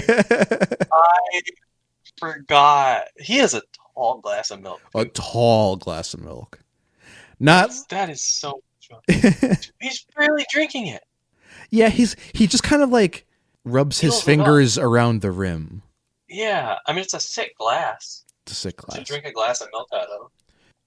It's a sick glass to drink a glass of milk out of. By the way, this guy, so funny, you're right. This guy is played by Epi Kuznandar, and he was in The Raid 2 in a very different role. He was like a pornographer in The Raid 2. I can buy that. And the main guy, too, is also in The Raid 2. He was Malik Oka Antara. He was also in The Raid 2. So, yeah, they're interviewing him. He's this, like, very ominous leader. And, pointing out this is the first international VHS segment, which is very cool because everyone else seems to make better shit than us when you really expand your horizons. And this is a great example of that. The thing I mentioned before that Safe Haven is kind of a playground of found footage because, I mean, this being a setup for a documentary gives it a lot of opportunities to mess with all types of different like camera angles and camera setups. Later on, we see, Paradise Gates, and there's the use of security cam footage. And then there's, the main camera, and then one of the crew members has a shirt. Lena, she's played by Hannah Al-Rashid, and she's wearing this shirt, and one of the buttons is a camera. And that's kind of one of the first things we see too. One of the guys holding the main cam is zooming in on that camera, which also has a bit of a double meaning as we get later on into the film. what I love about it is it uses all of this type of camera tech to like inform some of its scares, just to create this like general tension, which is kind of what every found footage horror movie should just be, right? Like take advantage of the medium, take advantage of the technique to, create all these new kinds of scares. And this movie does that so well and does it so confidently too. There is just, I was saying before, like, when we were talking about our overall thoughts on VHS 2, there is a more confident nature to a lot of how these shorts are directed. That is the truest, I would say, when regarding Safe Haven. It is just like the most confident in it, like true of itself, well-made segment out of all of these. There is a moment I think it's the start of the Holt segment where you actually see the compound, and there's a little montage of different security cameras. And I think briefly you see like I forget the character's name, but the leader, like, he has his shirt up and he's just like messing with a box cutter. Yeah, you see him like take out a box cutter and like lift up his shirt in the security cam when they get to so they get to Paradise Gates, and they start exploring the compound. But before the crew gets there, there's like security cam footage just like showing off the different areas of the compound. There's like a school. There's like a classroom with all these children singing. There's there's a ritual chamber just outright. There's a ritual chamber with a hospital bed. And then there's we cut to the father's room where he's sitting at his desk and he lifts up his shirt. And yeah, he takes out a box cutter, but then it cuts before we see anything. What I like about this, and a lot of what both the filmmaking, and then it's also like from like a visual perspective, and then it's also the story structure, is that it's pulling double time the whole way through. Like it's telling the story, it's getting you to understand the characters and what their deal is, what their relationship are to each other, and pushing you further into the plot. But at the same time, this is the most you understand a single space in a VHS movie. I swear. Like they use every part of this set basically. Yeah, you know what this entire place. Without having watched this movie again, I could still tell you, having watched this a couple times in the past, I could tell you what the layout of this place is generally. Yeah, you like paint a picture in your head. You kind of it's like when you're playing a Dark Souls game and you like go through one area. So, like when you go through Undead Burg so much that like you just know it in your head at some point. Right, and that's super important because some of the ways later in which they communicate how fucked up the situation has become is by showing you again. Actually, that's Tactic Block. What I love about Tactic Block, showing you places that you saw when they were normal, and now they've been warped. But it would be less effective then there's if it just was like some room. Here's this room before carnage happens. Right, and you know what it normally looks like. Here's the room with the children. What does the room with the children look like after this going down? Yeah. And you don't know that they're setting all that up with stuff like the security footage the first time you watch it, but it pays off in such a fucking awesome way. So awesome. And I feel like that gets to kind of just one of the advantages about found footage, at least that I find in general, is just like, getting to know a space. I feel like that can be communicated through the use of found footage in very interesting ways, and we'll see that the more we go on into the catalog of found footage horror movies. But the entire compound setting of Paradise Gates is like, to me, one of the most iconic, not just parts of the franchise, but like in found footage horror. Like it's so unique and it's explored brilliantly. Yeah, so they wander through the compound, and they get to the main entrance, and they're greeted by this woman, and this is something that I only caught on to in my recent rewatch. These effigies that they're given are almost the exact same ones that are in the Blair Witch Project. Like they look like the same for real? type of design. They look like the same kind of design. Oh, you're right. Yeah, I feel like that's just a wink yeah, and a nod. You know, it's a good callback. Like for sure. they Yeah. know what they're working with. They get this tour of Paradise Gates, and yeah, we see the various rooms that we'll be revisiting later. Yeah, they pass by the classroom. I love that. I love this one little moment of these. It's just these guys in suits in one room sitting at a table, and like as the crew passes by, they all stand up and look at them. The way that's like shot and blocked is almost like picture perfect. It's a type of like scene setting that these films just do not do. It's The like VHS films. yeah, the VHS films, and also just like it also like they're very foreign. This is gonna sound weird. I don't know if you'll. I don't know if I'm articulating it well, but there are very like foreign blocking styles to like. I know exactly what you're talking about. Yeah, do you know what I'm talking about? And that's apparent to me in this scene where they're passing by and they look at them, because it's like it's such an ensemble thing, and like we don't really deal a lot in ensembles, at least like in a way that like we frame them in one shot. Yeah. And the way that like they all get up in like this synchronous way and look at them, that reads to me. I said before, it reads to me as J horror, and I think The way that movement is communicated differently, like it's funny that we were just talking about Mickey 17 because I just saw an interview for anybody who doesn't know, the director of that film, Bong Joon-ho, is Korean, even though it's a movie.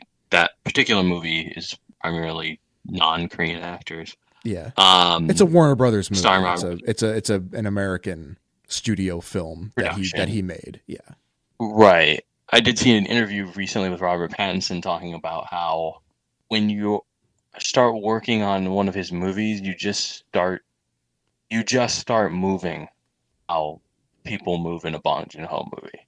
Like so obviously Robert Pattinson's been in a bunch of movies that are not Korean or not directed by Bong Joon-ho, but his style of blocking melds to match this more Korean style of movement.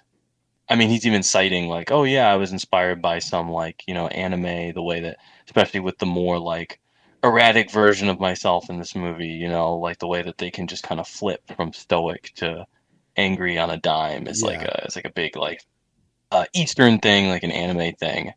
And yeah, that style of movement is just it can be really funny. Like it's really effective for comedy, like when there's characters who are like dopes or like dumbasses, which is a big like especially in that Eastern film, which trope. is all But in horror, I feel like it's like very effective. There's like a lot of really weird styles of movement and blocking. I think something that I get at a lot is that just like movement in general can be very scary. People's bodies moving either abnormally or like too perfectly can be used very effectively.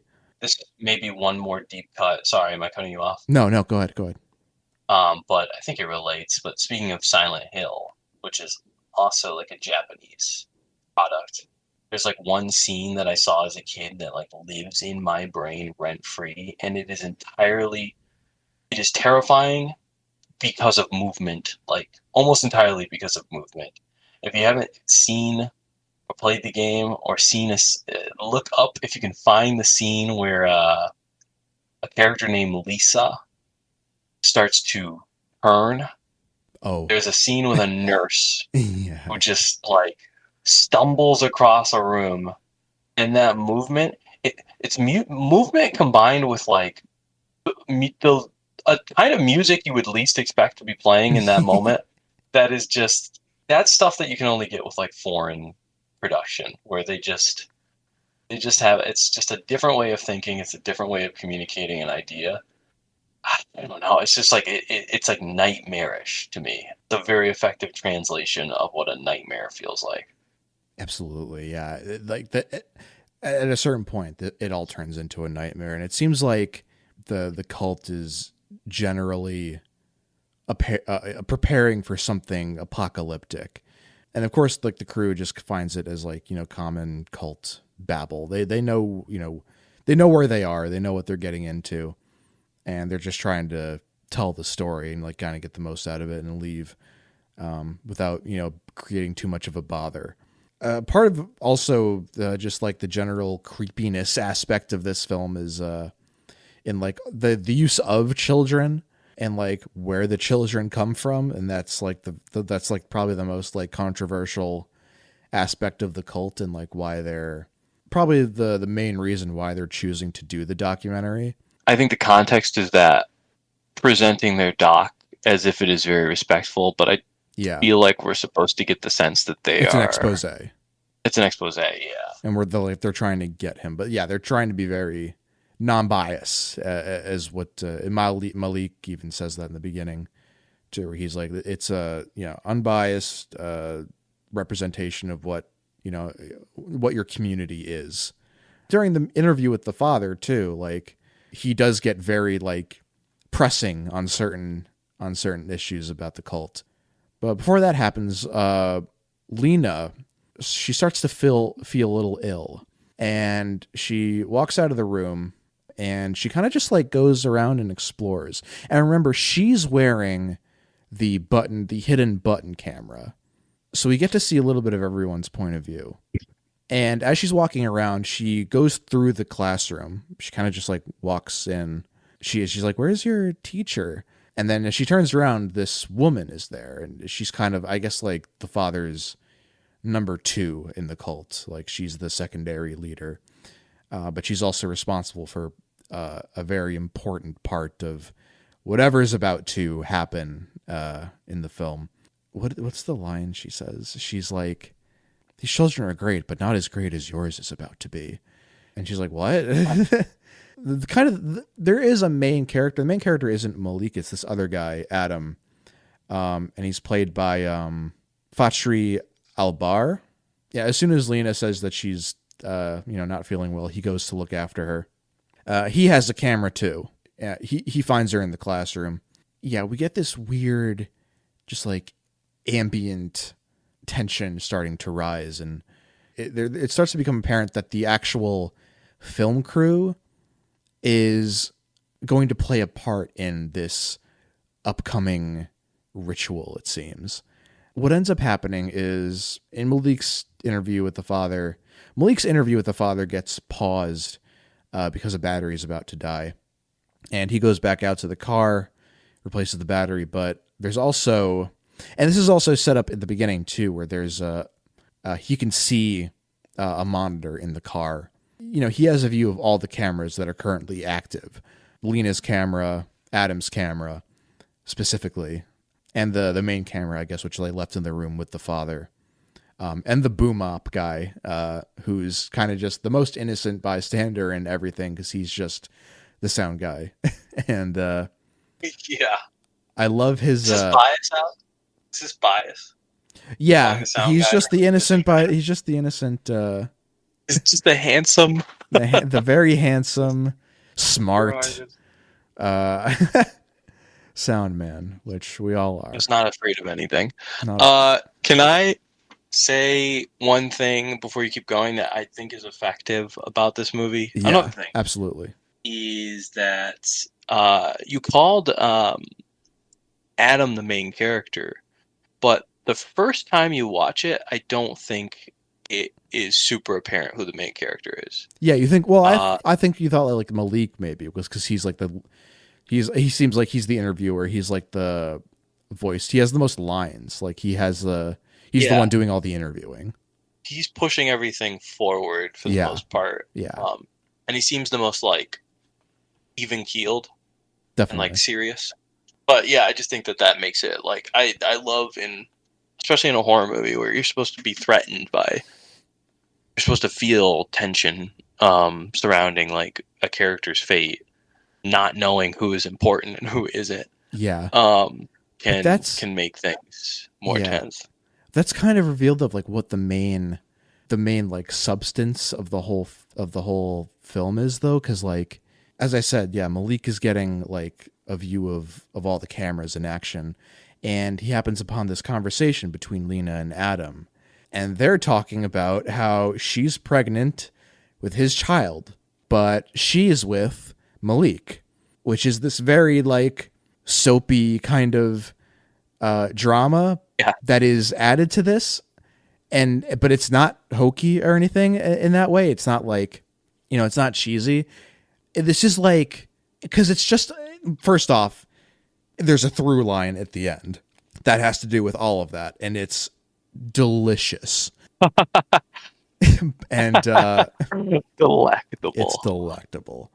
It just makes Safe Haven like the most layered segment we've seen so far in this franchise, because every other short always has like one thing going on and its main concept, and it explores that, you know, in a certain amount of time.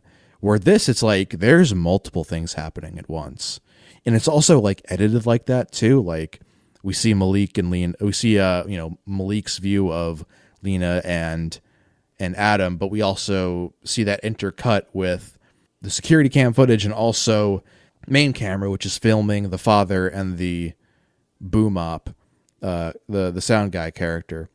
I forgot to mention this. The sound guy has a fucking hilarious line where he's just sitting with the father in silence, and he just speaks up and says, he's just like, so what do you think of organized religion? Having like nothing else to say to this guy. He's like, now's my time, I guess. Yeah. Like, but yeah, as all that's ramping up, there a siren starts to go off. The father is just like, it's time. And he starts speaking into this intercom. And now his voice is projected all throughout the compound. He's sort of reciting this like psalm about like the end of days. As I said, this whole cult is preparing for this apocalyptic event, and now that event seems to be happening. After Adam and Lena's conversation, Lena kind of just like storms off, but she ends up exploring more of the compound. What she sees now is, you know, the father is speaking in the intercom, and she passes by the classroom again, and they're all being handed out cups to drink. She immediately clocks what's going on, and she's like, no, you don't have to do this. And a guy just like closes the door slowly in front of her. They're all drinking the Kool-Aid, basically, is what this is supposed to be. yeah. But further on, she happens upon this room in the dark, and the lights keep flickering on and off. It's like the texture of this scene is perfect. It's beautiful. There's a woman that has these sheets covering her. She's in this room, this like hospital looking type room, where lights are blinking and there's surgical instruments around her, and they're all making sounds. No music, by the way. There's no music in this segment at all, and it's better for it.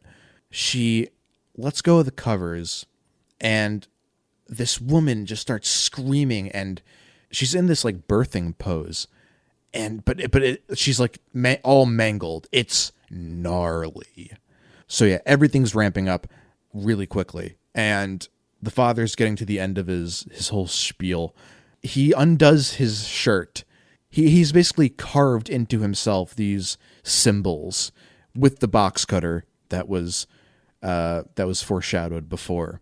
And the guy in the room is still there, and he's like, what the fuck? What's happening? And he warned him about interrupting him while his speech is happening. Now that he's like freaking out, the father just completely pounces on him and attacks him and slits his throat with the box cutter. As he's like squirting out all this blood, the father just like runs his like bloody hands through his hair, and it's almost like he's relieved. It's so gnarly. Like the camera, while that's happening, is like it's like shaking. It's like like you can feel, almost like it's reflecting the intensity of the cut. Like it's like his struggle, you know. But it comes across almost like a like in a samurai film or something, like a Akira Kurosawa-esque, where you get that slice of the sword, and then like a gush of blood Yeah, like it's a shoots out. machine shooting blood. Yeah, Like in Sanjuro style. it's so gnarly. Yeah, this is where everything like just fucking turns, and Yeah. it's like the tip of the iceberg. It's nothing. It's It's fucking nothing. nothing yet. It's nothing yet. But yeah, this action starts to ramp up, and the scene is done so well too, where Lena is there. There are these footsteps approaching Lena, and they're like incredibly coordinated, approaching her through this like dark hallway. So she starts being dragged off by these women. After this segment ramps up the energy with an unbelievable amount of gas, because this is where Malik now comes into play, and he rushes in back into the compound to try to save everyone. He comes into the main room, and what he sees is the most iconic shot of the entire film, of the entire segment, this entire film, maybe of the entire franchise. All of these men are standing in this room, almost in a circle, and they all shoot themselves in the head. And they emit a prayer. They emit a prayer. Before yeah, they do it. Amen. They go, "Amen," and they shoot themselves. It's insane. After this happens, there's this other guy that comes running in. He doesn't want to kill himself, but he gets shot with a shotgun, and then tries to shoot Malik as well. But this is so sick, because he dodges the first shot, and then he sees a trash can. He throws it at him.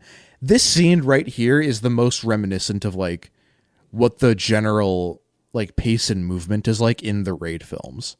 Like just like the escalation of action and like seeing objects and throwing them at people, like just like the desperation and movement and everything. That is the most reminiscent of the Raid, and also where this movie gets into like survival horror territory. Yeah, and following immediately after that insane moment of all those people shooting themselves in the head, it's like even more ridiculous, because you barely had a second to breathe from that before the guy rushes in and gets shot, and then you're in this shotgun fight. Yeah, it's like he had no moment to process what he just saw, and then all of a sudden, like, all right, time to take action. Like, fuck, what do I do? Yeah.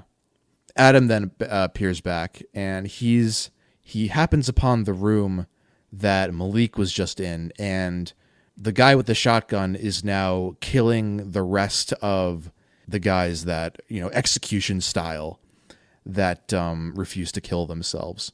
And Malik is the last one. Before he's about to die, he's like, "Fine, Lena." And he, like, to Adam, this is all his fault. He sees Malik get his head blown off. The guy that he wronged by sleeping with his wife. Now he has this guilt to him now. But the guy that shoots him, the guy that shoots Malik, the guy with the shotgun, after he shoots Malik, is like, "It was a pleasure to meet you, sir," and he blows his own head off. Yeah. You're like, what the hell? But yeah. So yeah, Lena's being abducted, and Adam is following her. He grabs like a pole. And this is really where it's like, yeah, this is a survival horror game. Yeah, now he's got a weapon. Yeah, the starting weapon. Shitty piece of wood. Yeah. The visual of, I distinctly remember this visual watching this with a friend of mine, and the hard cut to Lena's POV of being surrounded and carried by these women who are all just like shrieking. Yeah, and the father is around her. Also, he's singing and like my friend skipping. immediately was just like, "This is my nightmare." The level of just like sound that is being like displayed right now. It's like this shrieking and then singing and siren. God, it's chaos. It's an apocalyptic atmosphere. So yeah, they cart Lena into this room and they close the doors. Adam is just like, he's kind of just too cowardly to do anything, He slowly approaches, but I love this shot of him in the security cam, just like around the corner, just like not committing to doing anything. Yeah. I can't find it in himself. He can't find it in himself. Make the move. Yeah, but then he grabs the crowbar. That's when he decides to become Gordon Freeman. And as he approaches the room, it just explodes. There is this. First off, yeah, it's like a CGI explosion, but nothing can be like distracting about the little bits of CGI that are being used. There's also another case.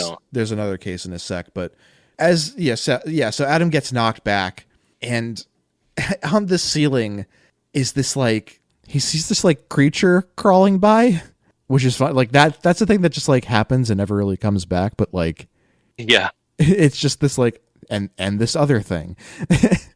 And another thing happens too. He sees a lot of stuff. He sees a lot of stuff. This isn't just like one thing happening. It all seems like all part of this like it all seems part of this apocalyptic event. After this, he stands up and the father approaches him.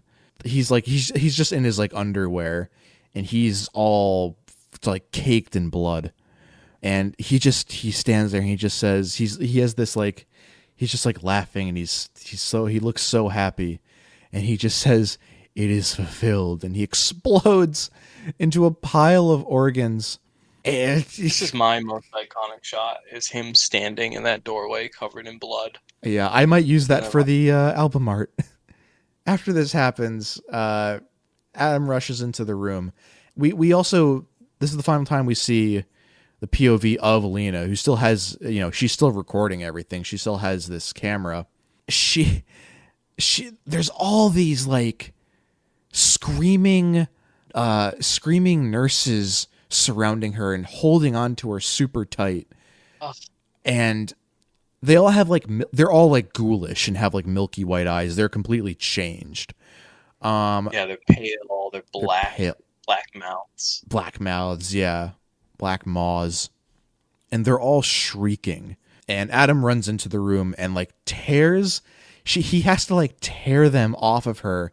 They're gripped onto her so tight, like when he pulls them off, like part of her flesh also comes off. The flesh of her limbs also comes off with her. He beats one with a crowbar, just like caves her head in. He approaches Lena, and Lena's just like, "Get it out of me, get it out of me!" And he's like, "What?" And he's like, he lifts up her shirt now, and there is something crawling around inside of her. This is done with CG, but I promise you, what comes in just a sec here, just like totally makes up for it, because the practical effect they're about to show you is fucking insane. Yeah, it's the word of a madman. It is batshit insane what happens right here, because she's writhing in pain, and this projectile just shoots out of her stomach. Adam is just completely in shock, and this fucking demon just crawls out of her womb. It looks a little like silly with with her stomach flaps like looking like cardboard a bit, but who fucking cares? This is unfucking believable. Because I feel like it's almost supposed to be a little silly. It's supposed to. In fact, also, like, this monster, like this demon, Baphomet-looking monster, is a guy in a suit, and it fucking rules. It's so awesome. It's so sick. Yeah, it's just coated in blood. There's like fucking steam rising from, I think, her belly. I don't even know. Like, he's being lit by something. Like, the demon is being lit by something. Like, he's about to give a grand entrance. Yeah, and the effect is like, they do this on purpose with the way they frame it too. It's a full-grown, like 10-foot tall beast coming out of her. It looks like it's coming out of like a portal. Like, it looks like it's yeah, there's a like metaphysical thing. I mean, obviously, like, she couldn't have this whole thing in her belly. Yes. But it also is like a magic. There is a magical aspect to it too. Yeah. Like it's coming out of her stomach, but it's also rising from hell. Yeah, it's like being summoned, basically. Yeah. But yeah, so Adam tries to run away, and this rules, because yeah, he's running away, and this is where he tries to. This is where we kind of recognize like some of the rooms and everything. Like this is where like, oh yeah, we have like a mental map in our heads of like what the compound looks like. So okay, he has to go down this hallway, then he has to go through the classroom. This is where he sees all the children dead, but then they start to rise again as these ghouls, and they try to trap him. They try to grab onto him, but he escapes. And as he's leaving the room, he starts to see the demon in all of its form, just like quickly pans to it, and the demon like swats some guy away, and he like flies through the air. Chucks his ass. Just completely, like it's Sauron at the beginning of Fellowship of the Ring, like with his mace, like just flailing guys away. He's basically like communicating, don't let this thing touch you. Yeah, you will be minced. Fuck you up immediately. But that's not the only thing he has to worry about, because he turns a corner and zombie ghouls, possessed men of the people that shot themselves. Everyone in the compound that killed themselves are all rising now, and it's just like okay, yeah, demons chasing me, but also now this. Oh my god, it just has fucking everything, and just like what, like I like the feeling of me watching this. It's like I'm like I don't know how you don't watch this and you're not like vibrating. It's so fucking exhilarating. It's so joyous. Like, it's so joyous. It's reveling in it. It's so fucking horror good. Doesn't always have to scare you. Now there's freaky shit in this segment, but it's also like so fucking cool. Yeah. Like effortlessly cool. Not cool as in like a trying to be cool sort of way, but like cool as in like the experience is like entrapping you. I think your brain is trying to keep up with what it's even seeing. Exactly. Like, yeah, when it quick pans to the guy getting fucked up by the demon, that happens in like a split second. But it's so much happening in such a split second that like your brain is still processing what happened, and it's like, also here's zombies. And this is where you get like the snippets of like, okay, you're going back in reverse order through all these like rooms that you saw when they were normal, and here's all the children that are now zombies, and their teacher up front. I think, is he playing an instrument even though he's a zombie? I think that might be right. Yeah, he was playing guitar before. He's playing it now. Yeah. And then, you know, he looks in one room and there's two people fucking. Yeah, just out of nowhere, he turns the corner into one room and there's just two people fucking like doggy style, and there's like blood squirting everywhere. Blood flying everywhere with every pump. Yeah. And that's the most like VHS energy I get in this segment. Yeah. Well, and it like kind of fits in a silly way with like the satanic imagery. That it does, like, yeah. It works. It works in the context of what's going on. There's so much like sound happening too, because the siren's still going off, and also you hear the roars of the demon. The roars of the demon, it reminded me of like in Zelda Ocarina of Time, whenever one of the statue enemies came alive, and did like a type of sound and like started attacking. I know what you're talking about. That's like almost exactly the same sound effect as the demon here. But yeah, he keeps roaring throughout the whole chase sequence, and Adam just like tries to just push his way through all of the zombies. Funny that like this segment uses zombies and the last segment also had zombies, but like they were completely just put them together too. Yeah, put them together, but also like they're completely different things. Yeah, like, they feel like completely different things. Like the last segment had like classic zombies. These are like This is like that was like an infection zombie. This is like a magic zombie, like a Yeah. white almost. Yeah, they're very much still like, I mean, they're doing things that aren't zombie undead like. They're doing like weird versions of their human routines. Yeah. They also make like roaring sounds too, like the demon does. And especially like when we get to the next, when we get further on, like we see Malik's body now resurrected. And I think we also saw the sound guy too. He was resurrected as well. But yeah, then we see Malik and his like just like mangled skull that was blown off by the shotgun. Yeah, he starts to make those like roaring sounds too. On top of everything.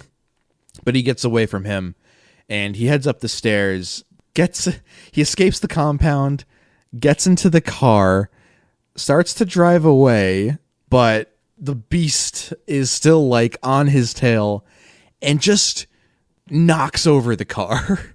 Charges into it, knocks it over like down a hill. So Adam's fucked up, and the last scene we see, Adam finds the camera. It's filming still. He tries to crawl out of the car, but on top of it is this demon creature, fully practical, man in a suit, but looks awesome. It looks over at him and calls him Papa. Papa. Papa. The last image we see is Adam looking into the camera in pure fucking horror. And he starts just like drooling and snot comes out of his nose. It's reminiscent of almost like an extreme version of what happens of that iconic Blair Witch Project scene. But like, this is so disgusting. Where that was like pure dread. This is like just terror. Madness. It's just like, pure madness. Where that was like pure dread. This was madness. That's the end of the segment. I fucking love this shot too, because it's like all in one. It's his face, the camera's underneath him. You can see the demon on top of the car. Yeah, and then it's perfectly framed. He starts losing it, and he's laughing actually. Like he's laughing from how like while his brain is breaking. Just the the absurdity of it all. And then there's also the little detail of like the demon sprouts wings. Yes, I forgot about that. Yeah, the demon sprouts wings. On floof, like these huge black bat wings. He's just like laughing at the absurdity of it all, as like this drool and blood and spit comes out of his mouth and out of his nose. It honestly gave me like, I was like, I got big Evil Dead energy from that moment too. Yeah, 1,000%. Like that is such a like ending for the main character in Evil Dead. To just like it's like a karmatic stuck in this shittier situation. It's stuck in a shitty situation. It's kind of like, it's so funny to think about too. Like it's kind of karmatic. It is like he did commit a sin and paid for it.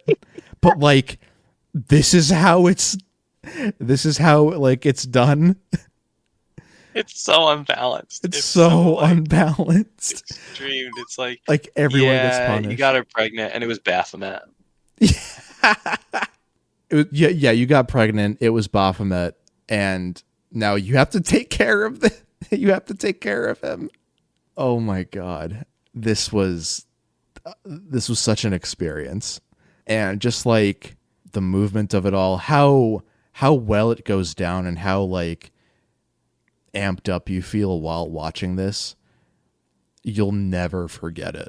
So VHS, the franchise, will reach its own heights, but this is the highest point for me. There are even, I would say, better films than VHS 2 in this franchise, but they don't have this segment in them. It's totally its own thing. This is this is to me the peak in terms of individual segments. Yeah. I don't think anything has ever beaten this. Nothing has beaten this. Nothing. I can't see anything beating this. I do think that Timo one, funny enough, the other one that Timo. Yeah, the other one he did comes a little close, but like also, it just this one's different. Like it's just a whole other thing. Different. It's the time of it. Yeah, like the thing about the ending is like it does all this like crazy batshit insane shit, and then ends on this note where it's like a little funny. Yes, yeah. It's a little goofy and a little funny, and it's like, yeah. It's a perfect ending. It's a perfect ending. It's too much to wrap up. Like it's too much to. So much happens and unspools that all that's left is to laugh at it. Yeah, all that's left is to laugh at the madness. And that's the this is like one of my favorite horror things, honestly, ever. That's one of the best things about horror. Horror doesn't always have to scare you. Horror can be funny. No. Horror can be funny. It could be exhilarating. It could be like, you could just fucking love it. Like, it doesn't have to be this like pure, terrifying experience. Although that's always, that's always like a huge plus. It's not all it does. And this segment is just like the perfect encapsulation of all of that. Like everything I love about horror can kind of be summed up into this segment, which is why I think it sticks with me so much, It's like it's almost like there's a release at the end. Like there's a release. Through that. That's exactly what it feels like. Because that's the important thing too. It's like it has. It's just so goofy, that fucking thing saying "Papa." But yeah, it's so but like it rocks. It rocks, and it's so batshit insane. And it's really it makes me think like it's really important for every one of these shorts to have a through line. Like this is one of the few shorts that feels like it has like a thesis and follows through on it. Whereas the other ones just kind of like they show you the concept, and then just kind of like ramps up at the end and then ends abruptly, where this is like so fully fleshed out and has time to tackle all of these things and feel like, there's no missed time. It manages to touch on multiple characters. Everybody gets an ending. Everyone gets a happy ending. Everyone gets a happy ending. Everybody got what they want. Everyone got what they wanted, ultimately. Especially Malik. Especially Baphomet. Baphomet got a daddy. He really found his true family. Safe Haven's really a found family picture. Really tackles it. It's beautiful. Yeah. It's beautiful. It really brings a tear to your eye. It does. I watch it every Christmas. I watch it every Easter. It's a really spiritual film. Sacrilegious thing.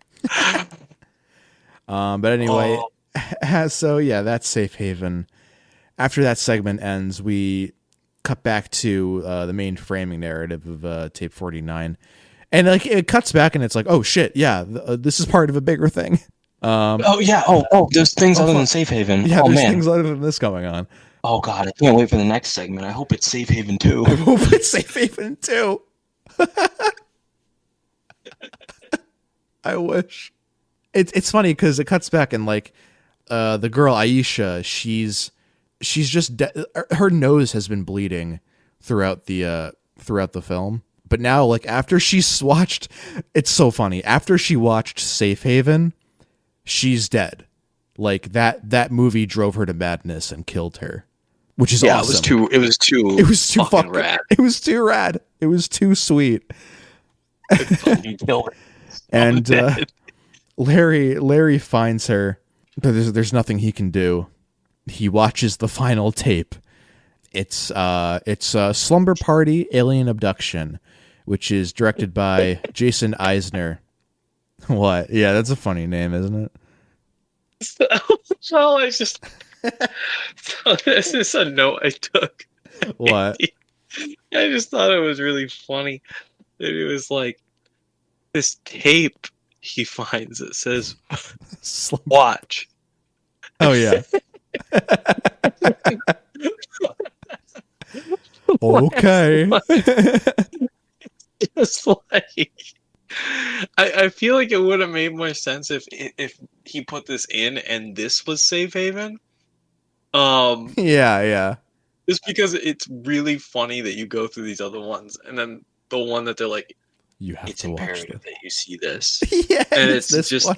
like this kid trying to masturbate to porn at night. It's like Watch this. alien. It's just stupid. Important.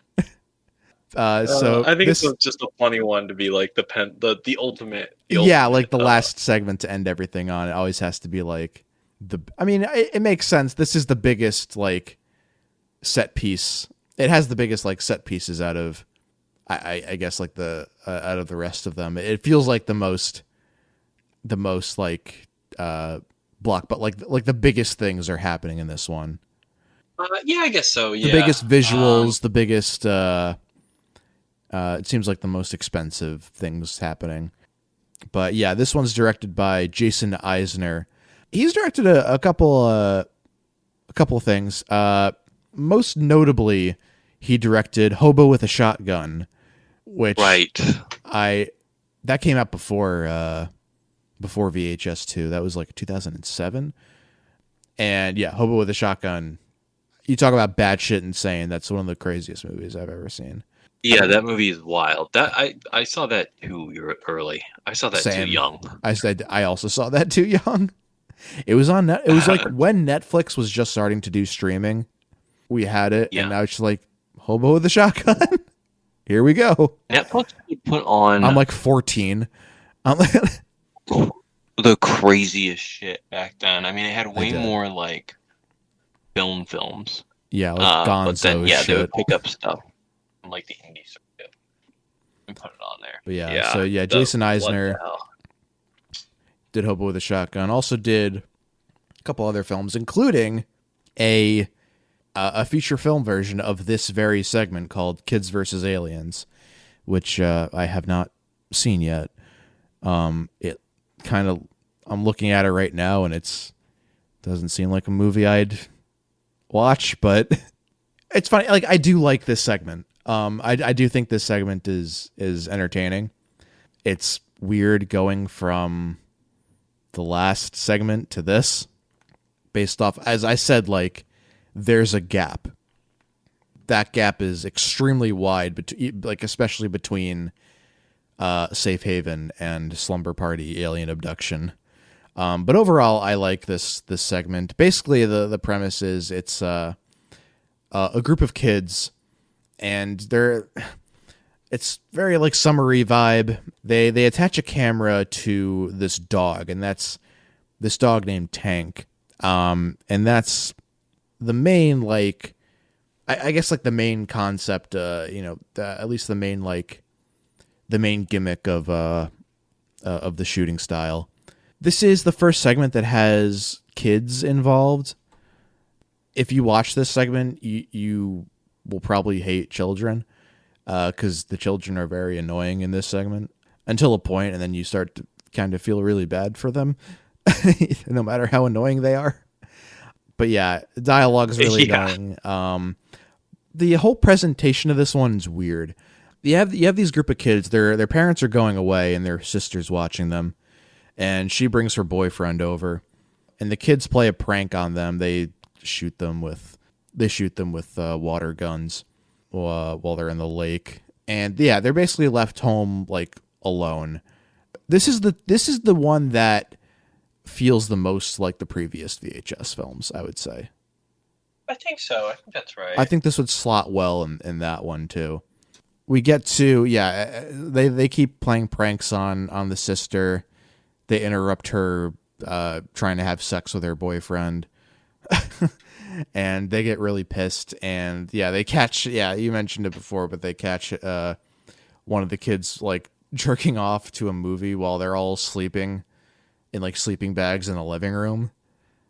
The sister, the dialogue in this segment is really fucking bad, and like some of the lines are like one of the kids says before, like, oh, she's gonna like shit out her vag or something like that, or after they catch the kid jerking off, she's like, "Oh, what now, you little cum dick? Fuck you, fuck you." Like Jesus Christ.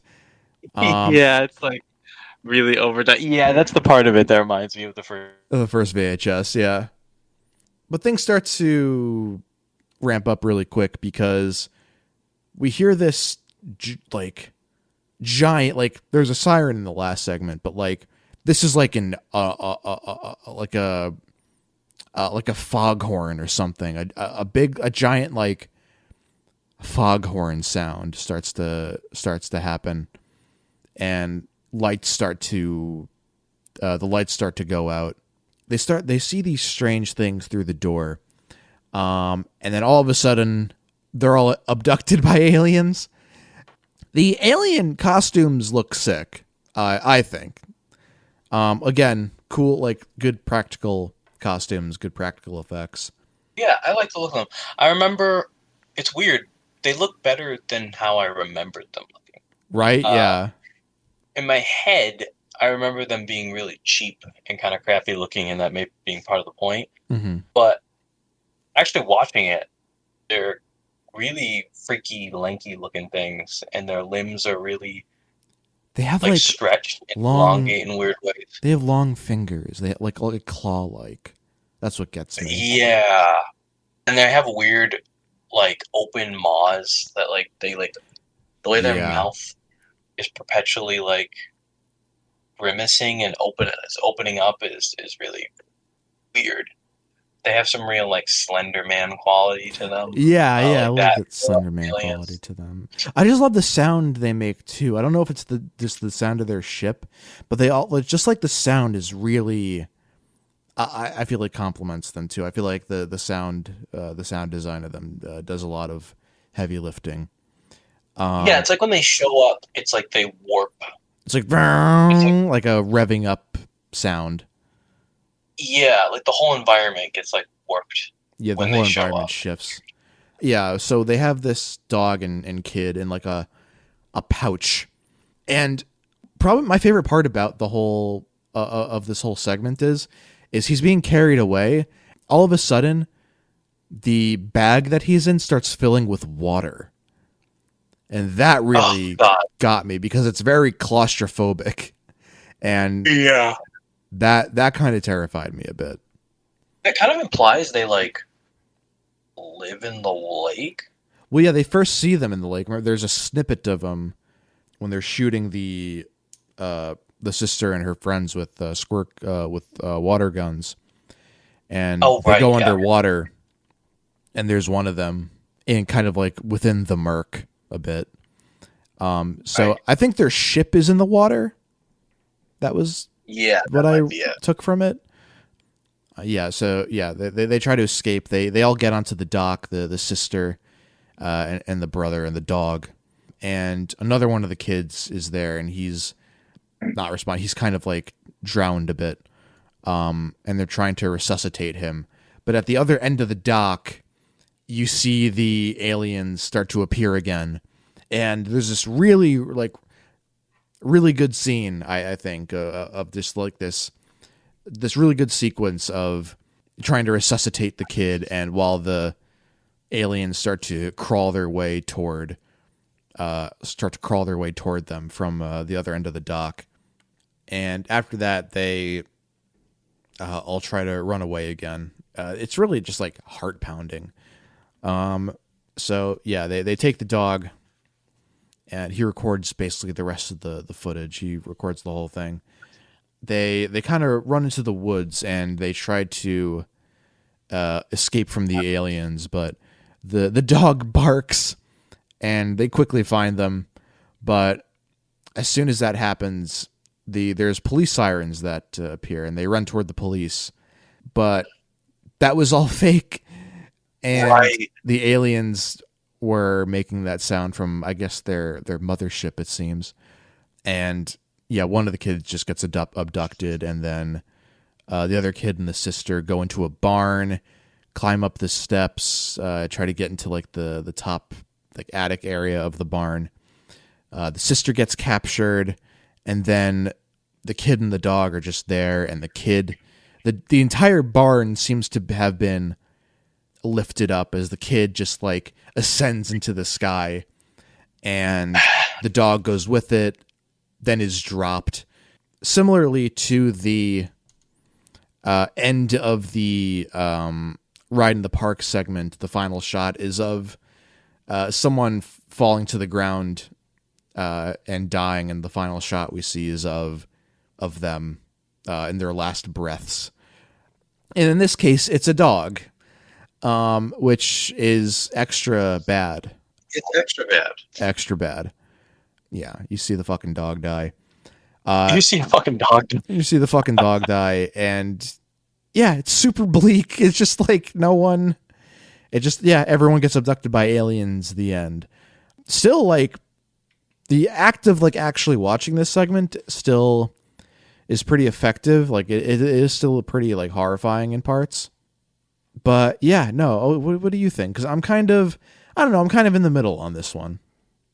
That's where I am with it. It's when I did my little ranking, I mean, obviously Safe Haven was first, but this came in third. Third, yeah. I was like, this is not as... I mean, I guess by design, it doesn't have the range of emotions or things it's trying to do that the zombie GoPro one has, where it's making you laugh, but it's also got that, like, little poignant moment at the end. Yeah, that human aspect. This one is just like, man, this fucking sucks for these kids. But also, like... And this dog. It's like, hey, you like dogs, right? Here's a dead one. Yeah. Like, the kids as characters... Like, none of the characters are really all that likable, or like there's nothing to connect to. Yeah, they're all really annoying, and they suck, and I hate them. So yeah, I think maybe if there were more likable characters, like, the brutality of the ending would hit. Yeah, because it is really brutal and bleak. And you're seeing all this happening to kids too, which is, has an extra layer to it. But and yeah, the aliens in general just are, like, really terrifying. There's really cool sound design that kind of just, like, pumps your blood a bit. And yeah, it's kind of nothing else. Yeah, it's well made. It's a well done segment. Has more to it than, like, the first one does, but yeah, still, yeah, it kind of just ramps up at a certain moment and then ends. It doesn't end abruptly, but, like, I think it ends when it should. But the way everything, it's like, all right, time for the aliens to come, and it just they come. Yeah, they can get that. It doesn't have the same amount of care as some of the other segments, like Safe Haven and Ride in the Park do, but still enjoyable to watch as an experience. But after that, we get the closing of the framing story. The last film just ended with the last segment, and they wrapped up the framing story just before the last segment. But now we end on the framing narrative. Yeah, so Larry finishes watching the last tape, and Aisha starts to respond a bit, but she becomes possessed and starts to do a sort of, like, exorcist crawl type of deal, which we just saw in Mind, Body, Spirit when we reviewed that film. That happened too. Oh yeah. He starts to run away from her, and he hides in the closet and then shoots her from the closet. But there's something else in the closet with him.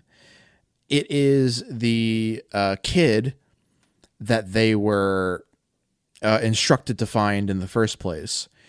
Before this, Larry watched a video of him committing suicide, but he shoots his jaw off.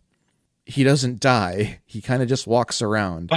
And in the tape that he films, this is when Larry and Aisha just enter the house. So he had just done this. And so now he's hiding in the closet. Yeah. And he attacks and he strangles Larry to death. And then with the camera, he gives a thumbs up, and the movie ends. What's your interpretation of that? The first time I saw that, I was like, "What the fuck?" Like, all right, cool. Just like, all right, what the fuck? Now I appreciate. Now it's just It's fun. now it kind of hits similar to the Papa thing, where it's just Yeah, similar energy to that. But also in a sense, I think like the last movie had like, not a serious note to it, but like it did treat everything with like a sincerity to it, even though it was like not really warranted. Whereas this now, like he gives a thumbs up to the camera at the end, just like this guy without a jaw and his tongue fucking sticking out, just like yeah, hanging out of him, just like thumbs upping the camera, and it's like that reads to me as like, yeah, don't take any of this too seriously. Like this is like, yeah, remember, this is all for fun. exactly. Yeah, like, did you have a good time? Like, pretty sick, right? Yeah, you had a And then good. we're out. That's how it ended. Yeah, Um. you had a good time, right, guys? Oh, also a boob flashes by at the end, like a second. Yeah, I think that was supposed to be what he was filming at the beginning too. Yeah, yeah. So yeah, really just like it's like, and we're out. And we're out. Um. Yeah, which I Yeah, don't I know, don't like know. kind of not like betrays like the actual like careful ominous setup at the beginning, which I did like the detective aspect of it, and now it's just like, That's my thing. I feel like consistently, I haven't seen Viral and I haven't seen the new one, but I feel like the framework, uh, it gets better. videos, yeah, eventually they abandon the formula of having like a traditional plot for the framework Yeah, stories, but up until then, they're pretty weak. Like, yeah, it's not there's the never really best. like, Like this is at least set up well, but like it doesn't have a tonal like distinct. It doesn't like it doesn't have like a consistency to it.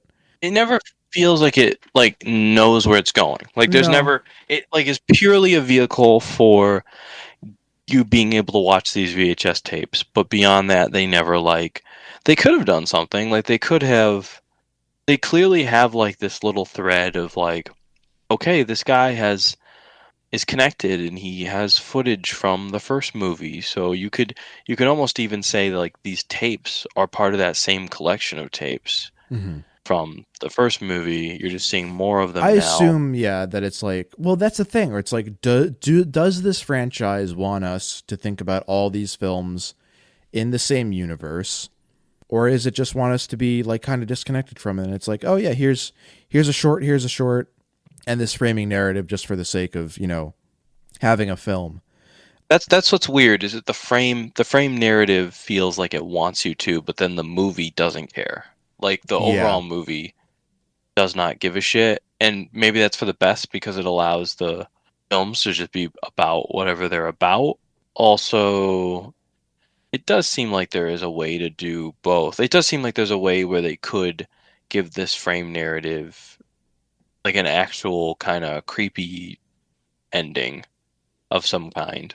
yeah, not just like, yeah, and like I don't mind that it's like kind of a joke ending for No, I this don't one. mind that. I don't mind it, but like if they were gonna do like a real scare at the end, like and like bring all of the madness from the tapes together, which they kind of do with Aisha's like ultimate fate, where she Yeah. succumbs to the tapes and then like becomes this other being. But that's not really something they follow all that much. I don't know.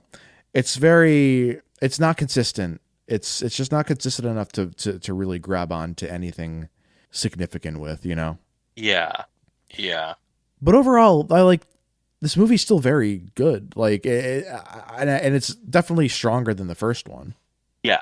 Yeah. Overall, I think. Just like as a piece, just like as one film, this is way more fun to watch.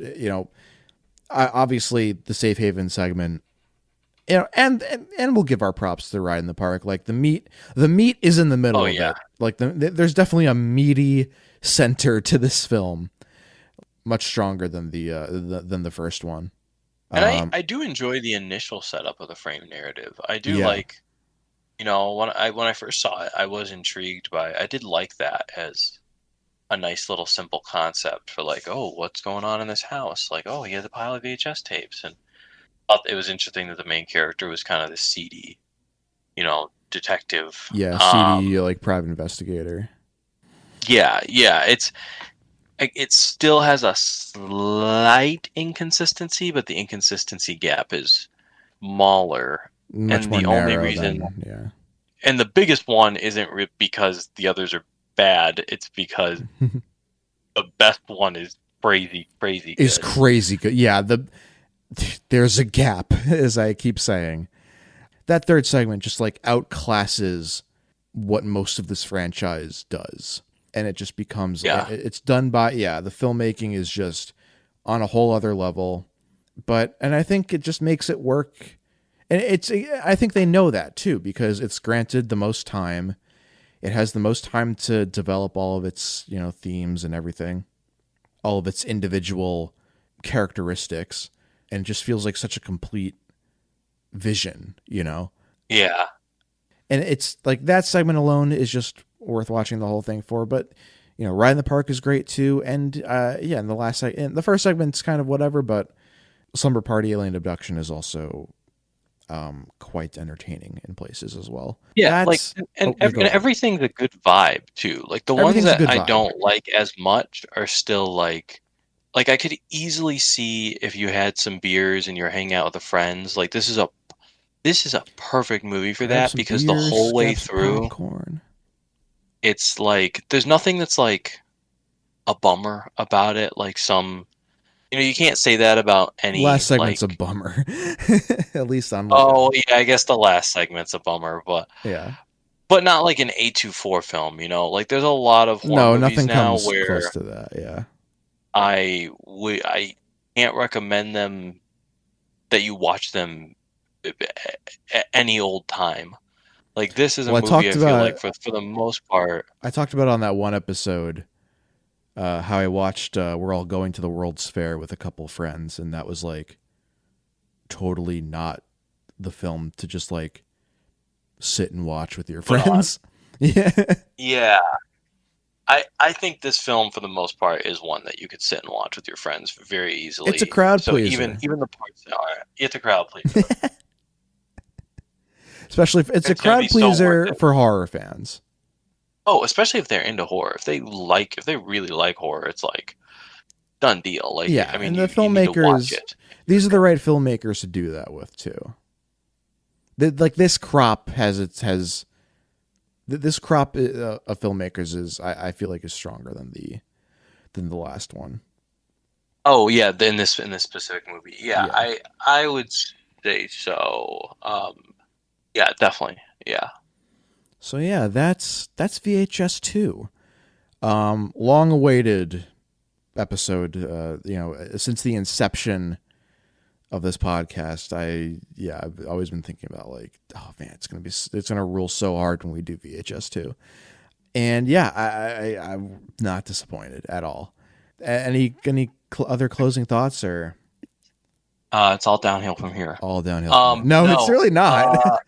No, it's not. It's not. It's really not. I mean, listen. Wait, both of us haven't seen Viral. I haven't seen Viral. Oh, yeah, I haven't seen Viral. Well, next week we're covering VHS Viral. Neither of us know what we're getting into. I have not heard the greatest stuff about it. I've heard the worst one. Yes, but we'll see. Maybe everyone's wrong. Who knows? Maybe there's stuff in it that... I mean, sometimes people are wrong. There might be at least one good segment. There's gotta be something good about it. Will there be? There's gotta be something about it. Will there be? We'll tune in next week to find out. But yes, this has been Dark Static. Again, thanks so much for listening. Really appreciate it, especially some of the feedback we've been getting in some of the YouTube comments. I've been really appreciating. I'll pose this question for this episode. What was your favorite segment from VHS 2? Let us know what was your favorite aspect about it. Do you like Gareth Evans as much as I do, as much as me and Zach do? But yeah, let us know your thoughts and all that. And yeah, and while you're at it, you can subscribe to us on YouTube, on Apple Podcasts, on Spotify, wherever you get your podcasts. You always get the latest episode when it releases. You can follow us on Instagram and TikTok. I'm going to be working on more content for both of those platforms, really, really soon. So yeah, look out for that. I got nothing to plug. Why don't you stream Mickey 17, everybody, when it comes out? Apparently it didn't do it very well. I'd like to plug that movie, Mickey 17. I made this movie called Mickey 17. You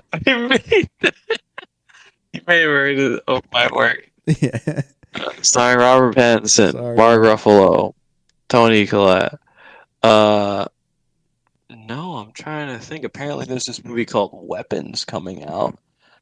I'm gonna plug the teaser for Weapons. Yeah, watch all the security cam teasers for Weapons, because we watched them before we started recording this episode, and I can't stop thinking about them. It shot whatever that movie is, shot to the top of my list. Oh yeah. But yeah, you can follow me as well. Schiffer Audio, Instagram, Twitter. You can listen to all my past work: Blackwood, A Gothheim Tale, The Chain God, which is still being worked on, and I'm planning on kind of re-releasing that show, and it's going to be its own thing. And another project I've been working on for a bit too, which you should see very soon.